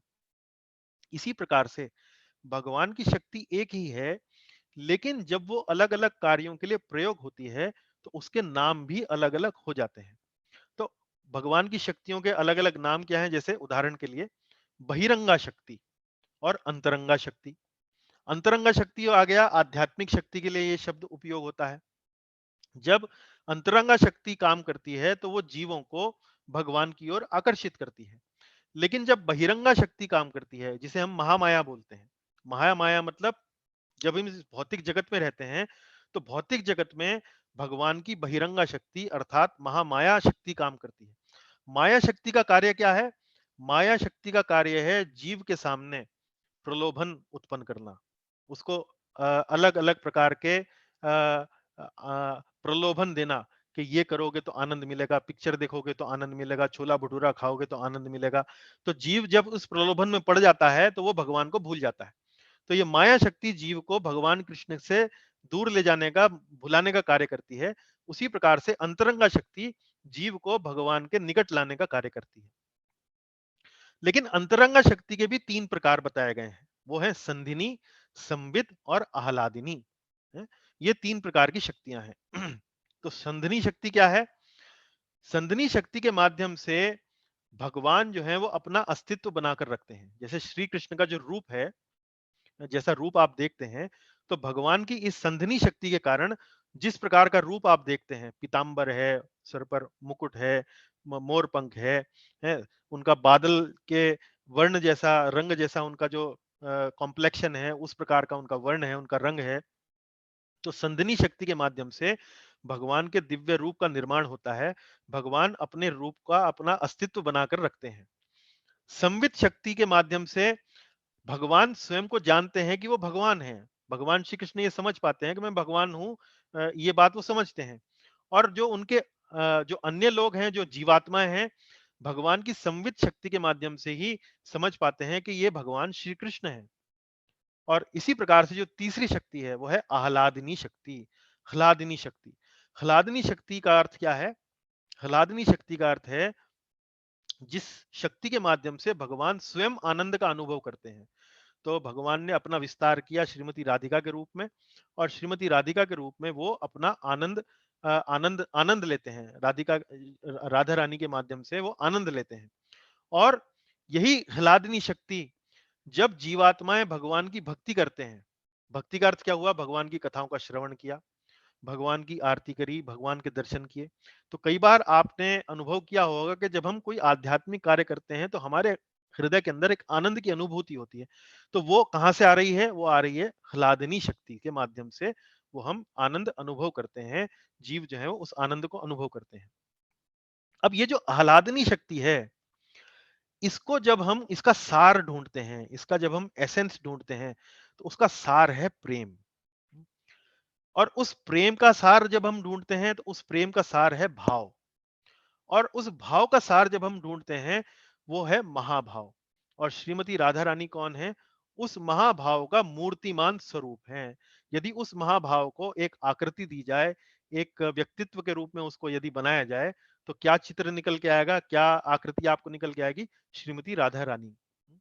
तो जैसे कोई दूध होता है, दूध को जब हम गर्म करते हैं, तो उबालते हैं, गर्म करते हैं, तो गाढ़ा होता चला जाता है, गाढ़ा होता चला जाता है। इसी प्रकार से आह्लादिनी शक्ति का जब हम सार निकालते हैं, तो आह्लादिनी शक्ति का सार प्रेम है, प्रेम का सार भाव है, भाव का सार महाभाव है, और उस महाभाव का मूर्तिमान रूप कौन है? वो है श्रीमती राधिका रानी। स्कंद पुराण में लाखों गोपियों का बारे में वर्णन आता है कि लाखों गोपियां हैं। उन लाखों गोपियों में 16,108 गोपियां जो हैं वो प्रमुख हैं, और उनमें से 108 गोपियां प्रमुख हैं। उन 108 गोपियों में से 8 गोपियां प्रमुख हैं और उन 8 गोपियों में से 2 गोपियां प्रमुख हैं। और ये 2 गोपियां कौन हैं? एक है श्री चंद्रावली और एक है श्रीमती राधा रानी। और इन दोनों गोपियों में जो श्रेष्ठ हैं वो कौन है? श्रीमती राधिका रानी जो है वो सर्वश्रेष्ठ गोपी हैं। तो अ, हजारों लाखों गोपियां, हम्म, जो भगवान श्री कृष्ण को आनंद देती हैं। तो ऐसा नहीं है कि भगवान श्री कृष्ण को जो गोपियां से जो आनंद मिलता है वो छोटा होता है या कम होता है, वो भी बहुत अधिक होता है। लेकिन भगवान को जो इन गोपियों के माध्यम से जो आनंद मिलता है और ऐसी लाखों करोड़ों गोपियों के माध्यम से जो उनको ये आनंद मिलता है, तो उस आनंद का भी सैकड़ों, कई हजारों, करोड़ों गुना जो आनंद है वो आता है भगवान श्री कृष्ण को श्रीमती राधिका रानी के संग से। तो ये है श्रीमती राधिका रानी। तो आज का ये जो हमारा जो कथा थी, उसमें हमने 3 भाग आपको बताए थे। तो उसमें तीनों में मुख्य रूप से श्रीमती राधिका रानी कौन है, उनको हम कैसे समझ सकते हैं, मुख्य रूप से आज की जो ये कथा थी उस पर आधारित थी। अब संक्षेप में हम श्रीमती राधिका और गोपियों के बीच में क्या अंतर है उसको एक छोटी सी कथा के माध्यम से हम समझ सकते हैं। तो जब ये रास लीला होने वाली थी, तो रासलीला होने से पहले भगवान श्री कृष्ण के मन में एक विचार आया कि मैं इन गोपियों को थोड़ा-सा तंग करता हूँ। उनके साथ उन्होंने थोड़ी शरारत करने का उनके मन में भावना उत्पन्न हुई। तो वो क्या करते हैं, वो अंतर्ध्यान हो जाते हैं और अंतर्ध्यान होके वो किसी झाड़ी के पीछे वो छुप जाते हैं। तो गोपियाँ जो हैं बड़ी परेशान हो जाती हैं कि कृष्ण कहाँ चले गए, कृष्ण कहाँ चले गए? और अ, उनको ढूँढने लगती हैं, चारों ओर उनको ढूँढने लगती हैं। तो दूर से जब उन्हें दिखता है कि श्री कृष्ण जो है झाड़ियों के पीछे छुपे हैं, तो वहां पहुंचती हैं, वहां उनको खोजने जाती हैं। और इतने में श्री कृष्ण अपना रूप बदल लेते हैं। वो चतुर्भुज नारायण रूप में आ जाते हैं। जो श्री कृष्ण का रूप है वो तो 2 भुजाओं वाला रूप है, लेकिन गोपियों को एक एक प्रकार से चकराने के लिए, उन्हें उन्हें मूर्ख बनाने के लिए भगवान जो हैं वो चतुर्भुज नारायण का रूप ले लेते हैं। तो श्री गोपियां जो हैं वो तो नारायण को भगवान समझती हैं। वो तो नारायण को श्री कृष्ण के जैसे वो श्री कृष्ण के रूप की तरफ आकर्षित होती हैं, वो नारायण के रूप में भगवान के नारायण रूप में उस प्रकार आकर्षित नहीं होती। तो जब गोपियों ने नारायण को देखा, तो उन्होंने कहा ओम नमो नारायणो नमः, ओम नमो नारायणः। तो इस प्रकार से उन्होंने भगवान नारायण की वहां पर उनको नमस्कार किया और उनसे पूछा क्या आपने श्री कृष्ण को देखा है? तो नारायण ने कहा कि भाई वो तो वहां चले गए। तो श्री कृष्ण का जैसे ही उनको एक दिशा बताते हैं कि भाई श्री कृष्ण वहां चले गए, तो गोपियां जो हैं वो उस दिशा में चली जाती हैं। अब श्रीमती राधिका इन गोपियों के समूह से कहीं पीछे छूट जाती थी और वो पीछे ढूंढती ढूंढती श्री कृष्ण को ढूंढती ढूंढती वहां पहुंचती हैं। अब श्री कृष्ण ने फिर से अपना नारायण रूप बना रख बनाया हुआ है वहां पर। तो राधिका पूछती हैं कि क्या आपने मेरे कृष्ण को कहीं देखा?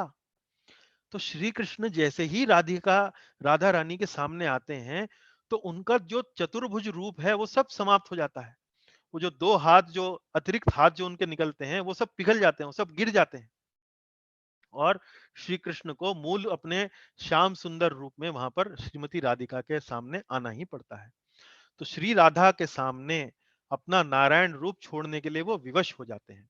तो ये महिमा है श्रीमती राधिका रानी के प्रेम की, श्रीमती राधिका रानी के आनंद देने की शक्ति की, है, जो गोपियों के आनंद देने की शक्ति के भी कई कई हजार, सैकड़ों, करोड़ों गुना अधिक है। और ये जो लीला हुई है, ये जो घटनाक्रम जो मैंने आपको बताई है, ये जो लीला हुई है, ये वृंदावन परिक्रमा में जब आप जाते हैं, तो वहां पैठ नाम का एक स्थान आता है जहां पर ये लीला घटित हुई थी।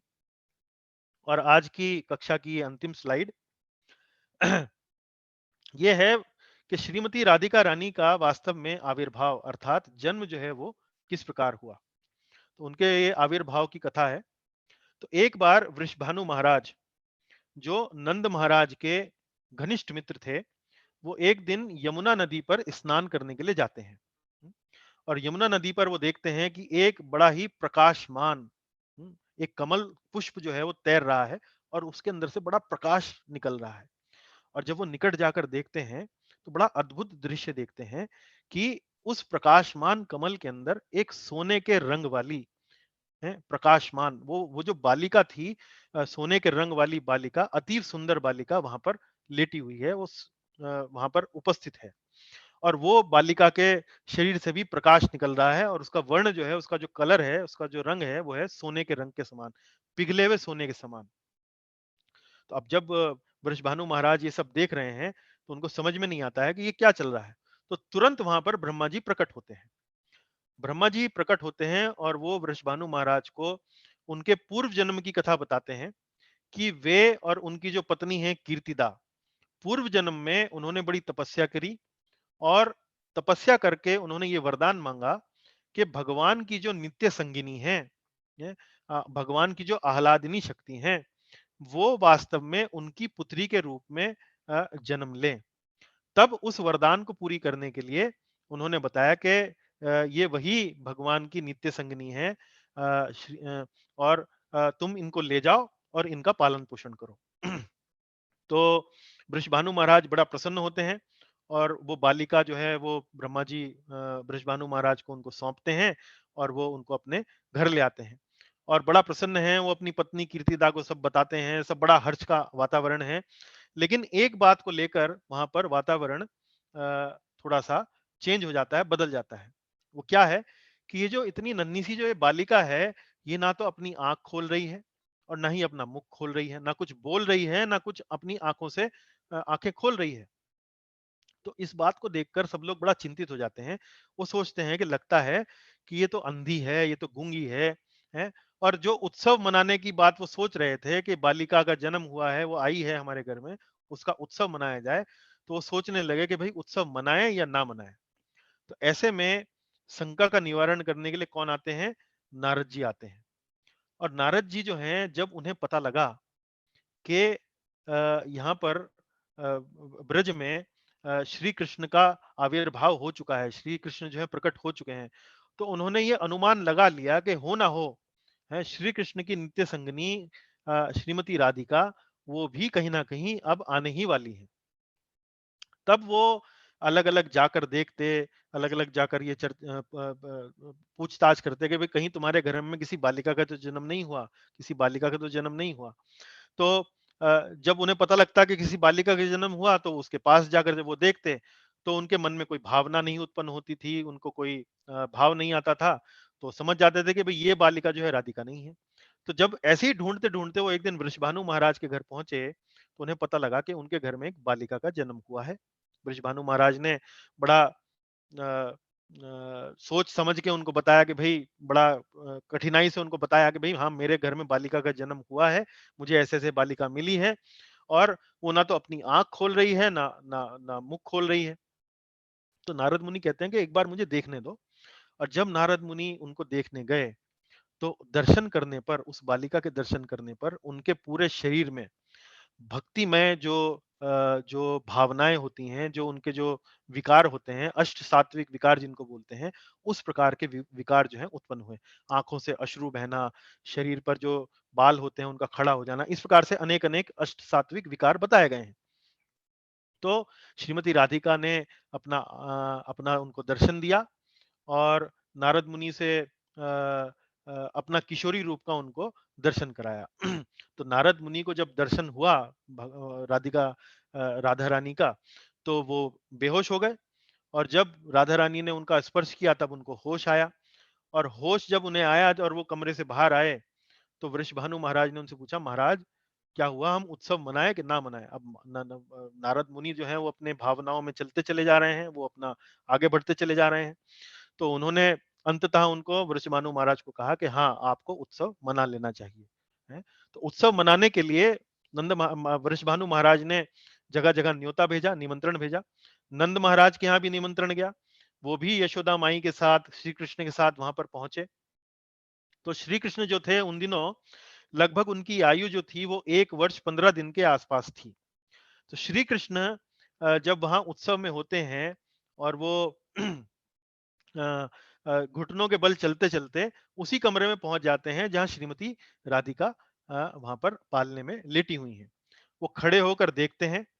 अब श्री कृष्ण के शरीर की जो सुगंध है, उनका जो शरीर का जो सौरभ है, वो जब राधा रानी की नासिका में प्रवेश करता है तो राधा रानी समझ जाती हैं कि ये वही हैं जिनके लिए मैं यहाँ आई हूँ, और अभी तक आंखें मैंने किस लिए नहीं खोली थी, क्योंकि मैं इन्हीं का दर्शन करना चाहती थी, इसीलिए मैंने अपनी आंखें अभी तक नहीं खोली थी। तो जैसी ही वो सुगंध उनकी नासिका में चढ़ती है, वो अपना तुरंत आंखें खोलती हैं और उन्हें सामने श्री कृष्ण का दर्शन होता है। और जब श्री कृष्ण उनका स्पर्श करते हैं तो वे रोने लगती हैं। तो इससे पता लगता है कि ना तो वो गूंगी हैं और ना ही वो देखने में अक्षम है, तो देख भी सकती हैं और गूंगी भी नहीं है। तो उनके रोने पर सभी लोगों का दर्शन, सभी लोगों का ध्यान वहां आकर्षित होता है। सभी लोग उस कमरे में जाते हैं और राधा रानी का और को देखते हैं, और इस बात को देखकर जानकर बड़ा प्रसन्न होते हैं कि तो देख भी सकती है, इतनी सुंदर है, इतना बोल भी रही है, आवाज भी निकल रही है मुंह से। तो इस तरह से सब लोग बड़ा आनंदित होते हैं और वो बड़ा ही सुंदर उत्सव मनाते हैं, जिसको हम श्री राधा अष्टमी के नाम से जानते हैं। तो आज की कक्षा को अब हम यहीं विश्राम देने के लिए अंतिम स्लाइड पर आ गए हैं। तो अ, इस स्लाइड के माध्यम से यही आपको हम बताना चाहेंगे कि श्री राधा अष्टमी के दिन, और वैसे भी अन्य दिनों पर भी, लेकिन विशेष रूप से श्री राधा अष्टमी के दिन हमें श्रीमती राधा रानी से ये प्रार्थना करनी चाहिए कि वो हमारे लिए थोड़ी सी सिफारिश भगवान श्री कृष्ण से कर दें। क्योंकि श्रीमती राधा रानी का जो हृदय है वो माता के हृदय के समान कोमल होता है। तो जैसे कि घरों में आप देखते हैं कि माता और पिता दोनों होते हैं, लेकिन पुत्र को जब पिता से अपनी बात कोई कहलवानी होती है तो सीधा सीधा नहीं कहता है या कहती है। वो संतान जो है वो माता के माध्यम से जब पिता तक पहुंचता है तो पिता की हाँ करने की संभावना जो है बहुत अधिक बढ़ जाती है।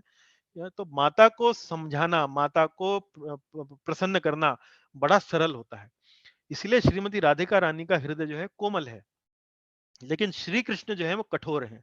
कठोर मतलब वो हमेशा हमसे कुछ ना कुछ मांगते हैं कि अपनी भक्ति देने के लिए वो कोई ना कोई कंडीशन लगाते हैं। जैसे श्रीमद् भगवत गीता में कहा गया है, सर्वधर्मान परित्यज्य माम एकम शरणम व्रज। पहले सभी शरण धर्मों का परित्याग करो, केवल मेरी शरण में आओ, तभी मैं तुम्हें सभी पापों से मोक्ष दूंगा, मुक्ति दूंगा। ये मेरा तुम्हारे से वचन है। तो भगवान श्री कृष्ण जो है वो बहुत कठोर हृदय के एक प्रकार से हैं, और वो हमेशा कुछ ना कुछ कंडीशन लगाते हैं भक्त को स्वीकार करने से पहले। लेकिन श्रीमती राधिका का हृदय जो है वो कोमल है। साधना हमसे नहीं हो पा रही है, साधना करते हुए नींद आ रही है, आलस्य आ रहा है, कहीं कोई भूल यहाँ हो जा रही है, कहीं कहीं भूल वहां हो जा रही है। तो जब हम श्रीमती राधिका से अपने हृदय से भाव से जब हम उनसे प्रार्थना करते हैं, तो श्रीमती राधिका यदि प्रसन्न होती हैं और वो भगवान श्री कृष्ण से जरा सा भी हमारे बारे में कह दें, तो श्री कृष्ण को ये बात सुननी पड़ेगी ही। तो इसीलिए इसी बात के माध्यम से, इसी बात को कहने के साथ साथ हम आज की इस कथा को यहाँ पर विश्राम करते हैं। आशा है आप भी श्रीमती राधिका रानी के चरण कमलों की शरण लेंगे, उनसे प्रार्थना करेंगे, और शीघ्र अतिशीघ्र भगवान श्री कृष्ण के चरण कमलों की सेवा करने के लिए आप भी वहां पर उपस्थित होंगे। तो इसी के साथ साथ आज की इस कक्षा को हम यहाँ पर विश्राम देते हैं। आपका बहुत बहुत धन्यवाद। अभी आपका कोई प्रश्न हो, कोई आपका कोई डाउट हो, कोई संदेह हो, उस पर हम चर्चा कर सकते हैं। हरे कृष्णा।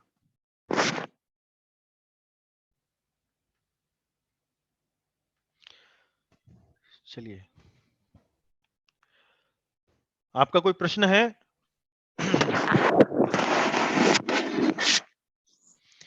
पूर्णिमा माता जी हरे कृष्णा, बिट्टू भाई जी हरे कृष्णा, जीवन प्रभु जी हरे कृष्णा, हरे कृष्ण हरे कृष्णा प्रभु जी, हरे कृष्णा। हरे कृष्णा, अनुपमा माता जी हरे हरे कृष्णा कृष्णा, प्रभु। तन्वी जी हरे कृष्णा, हरे गायत्री कृष्णा माता जी प्रभु। हरे कृष्णा, हरे कृष्ण ईश्वर प्रभु जी हरे कृष्णा, कृष्णा प्रीति प्रभु। माता जी हरे कृष्णा, कृष्णा माता जी हरे कृष्णा, हरे कृष्ण प्रभु जी। हरे कृष्णा। तो आशा है आज की कक्षा कैसी लगी आपको? आपको राधा बहुत अष्टमी सुंदर पे लगी। बहुत अच्छे। जो जो आरंभ में हमने थोड़ा सा दर्शन बताया, जो तत्व बताया, वो थोड़ा सा समझ में आया। मतलब थोड़ा कठिन, मेरे हिसाब से थोड़ा कठिन था, लेकिन क्या आप समझ पाए सब लोग? अंतरंगा शक्ति, बहिरंगा शक्ति, आह्लादिनी शक्ति है, श्रीमती राधिका शक्ति हैं, भगवान शक्तिमान हैं, परम सत्य में सभी द्वंद्व आ जाते हैं, वो सब भगवान जो है वो स्त्री भी हैं और पुरुष भी हैं। वो सब बातें थोड़ा समझ में आ पाई सबके? जी गुरुजी। हाँ सर, थोड़ा थोड़ा। हाँ ठीक है, थोड़ा थोड़ा भी समझ में आया तो मतलब कुछ प्रगति हुई है, धीरे धीरे और आएगी, जैसे हम और आगे बढ़ेंगे। समझाने का तरीका बढ़िया। चलिए बहुत बहुत धन्यवाद, ये सर, और जानकर आपने मुझे अच्छा वो शॉर्टकट भी बताया कि राधे राधे करो, फिर भगवान अपने आप मिल जाएंगे। हाँ वो बहुत बढ़िया है, बहुत बढ़िया। लेकिन राधे राधे करने, राधे राधे का मतलब ये नहीं है कि हम हरे कृष्ण महामंत्र का जप ना करें, क्योंकि हरे कृष्ण के नहीं। महामंत्र में राधे हाँ। ऑलरेडी है, हाँ राधे बराबर। ऑलरेडी है। हाँ जी, हाँ सर। हरे तो राधे राधे करने का मतलब ये है कि हम राधा रानी से प्रार्थनाएं निरंतर करते रहें, और उनकी जब कृपा होगी तो जल्दी जल्दी प्रगति होगी। हाँ सर। प्रभु जी, एक डाउट पूछने का था। हाँ माता जी। आप बोलते हैं राधा रानी तो कृष्ण से बड़ी थी ना, 5 महीने से। राधा रानी श्री कृष्ण से बड़ी थी उम्र में। हाँ देखिए, ऐसा सब भागवत में सब में दिखा है, वैसे दिया है, 5 महीना बड़ी थी वो। इस बारे में इस बारे में मुझे कहीं पूछताछ करनी पड़ेगी। हाँ, आप राधा बोले ना राधा वो कृष्ण भगवान ने 1 साल और हाँ, 15 दिन कहते भी। हाँ, राधा जी तो 5 महीना बड़ी थी। राधा रानी के आविर्भाव को लेकर कई कथाएं जो हैं प्रचलित हैं, तो उनमें से जो सबसे प्रचलित जो कथा है वो हमने आपको सुनाई है। तो उसमें अच्छा। हो सकता है कि किसी कथा में ये बात आती हो, मुझे थोड़ा सा हाँ। इसके बारे में जानकारी करनी पड़ेगी। मेरी जहां तक जानकारी थी, मैंने बताया ना, मैंने आपको भक्ति रसामृत महाराज की जो कथा मैंने इस रविवार को सुनी, उसी कथा को जितना अच्छे से अच्छा मैं समझ के सुना सकता था, मैंने प्रयास किया। तो मैं आपको नहीं वो तो बहुत बढ़िया है। तो मैं भक्ति रसामृत महाराज का वो जो ओरिजिनल जो कथा जो हमने बेलगांव में सुनी, वो भी मैं आपको वीडियो भेजूंगा। वो भी आप सुनेंगे तो महाराज के मुखारविंद से तो और सुंदर आपको वो कथा लगेगी, तो वो भी सुनने का प्रयास कीजिएगा। और नहीं प्रभु जी, हम हाँ, हम ब्रज 84 कोस परिक्रमा गए थे, तो राधा जी के गांव रावल गए थे जहाँ जन्म हुआ था। हाँ जी, तो जो पंडित जी हमारे गाइड थे, उन्होंने भी यही बोला था कि 1 साल 15 दिन पहले जन्म हुआ था, लेकिन हाँ, श्री कृष्ण जी के जन्म के बाद इन्होंने आंखें खोली थी और वो किया। हाँ। अब ये जो जन्म का जो आयु का जो अंतर है, इसके बारे में मैं स्पष्ट रूप से अभी नहीं कह सकता हूँ, मुझे थोड़ा सा पूछताछ करनी पड़ेगी उसके लिए। लेकिन माता जी ने, पूर्णिमा माता जी ने स्पष्टीकरण दिया कि भाई जन्म के बाद ही आंखें खोली थी और 1 साल 15 दिन की आयु थी।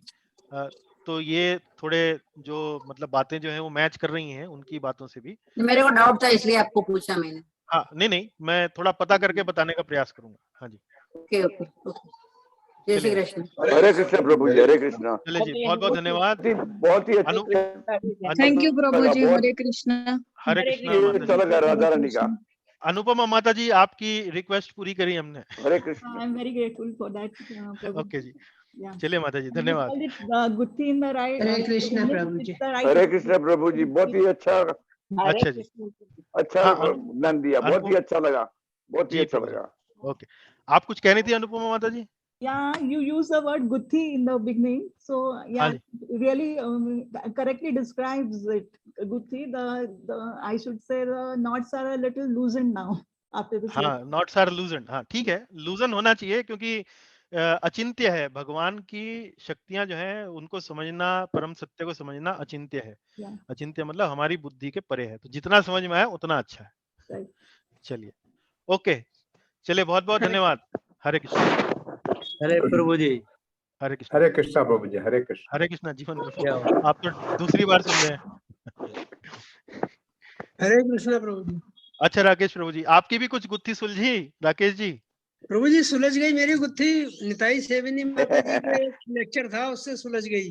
सुलझ गई, चलिए ठीक है, सुलझनी राधा रानी का नाम से ही सुलझ गई। चलिए ठीक। प्रभु जी, उन्होंने कहा कि राधे राधे अगर बोलेंगे खाली, तो उससे कृष्ण जी तो पीछे पीछे आ जाएंगे, मगर राधा रानी प्रसन्न नहीं होंगी, तो इसलिए अच्छा। हरे कृष्ण का महामंत्र का जाप करते हैं हाँ कि चलो, कृष्ण का जाप करने से राधा रानी प्रसन्न होंगी, तभी वो हमारी सिफारिश करेंगे। अरे वाह, आपने तो मेरी गुत्थी भी सुलझा दी। चलिए सुंदर। चलिए, राधा जी चाबी है। हाँ चाबी है जी, चाबी है। हाँ जी, ठीक है। अच्छा जी, धन्यवाद। हरे जी। कृष्णा। अच्छा प्रभु जी, जाओ।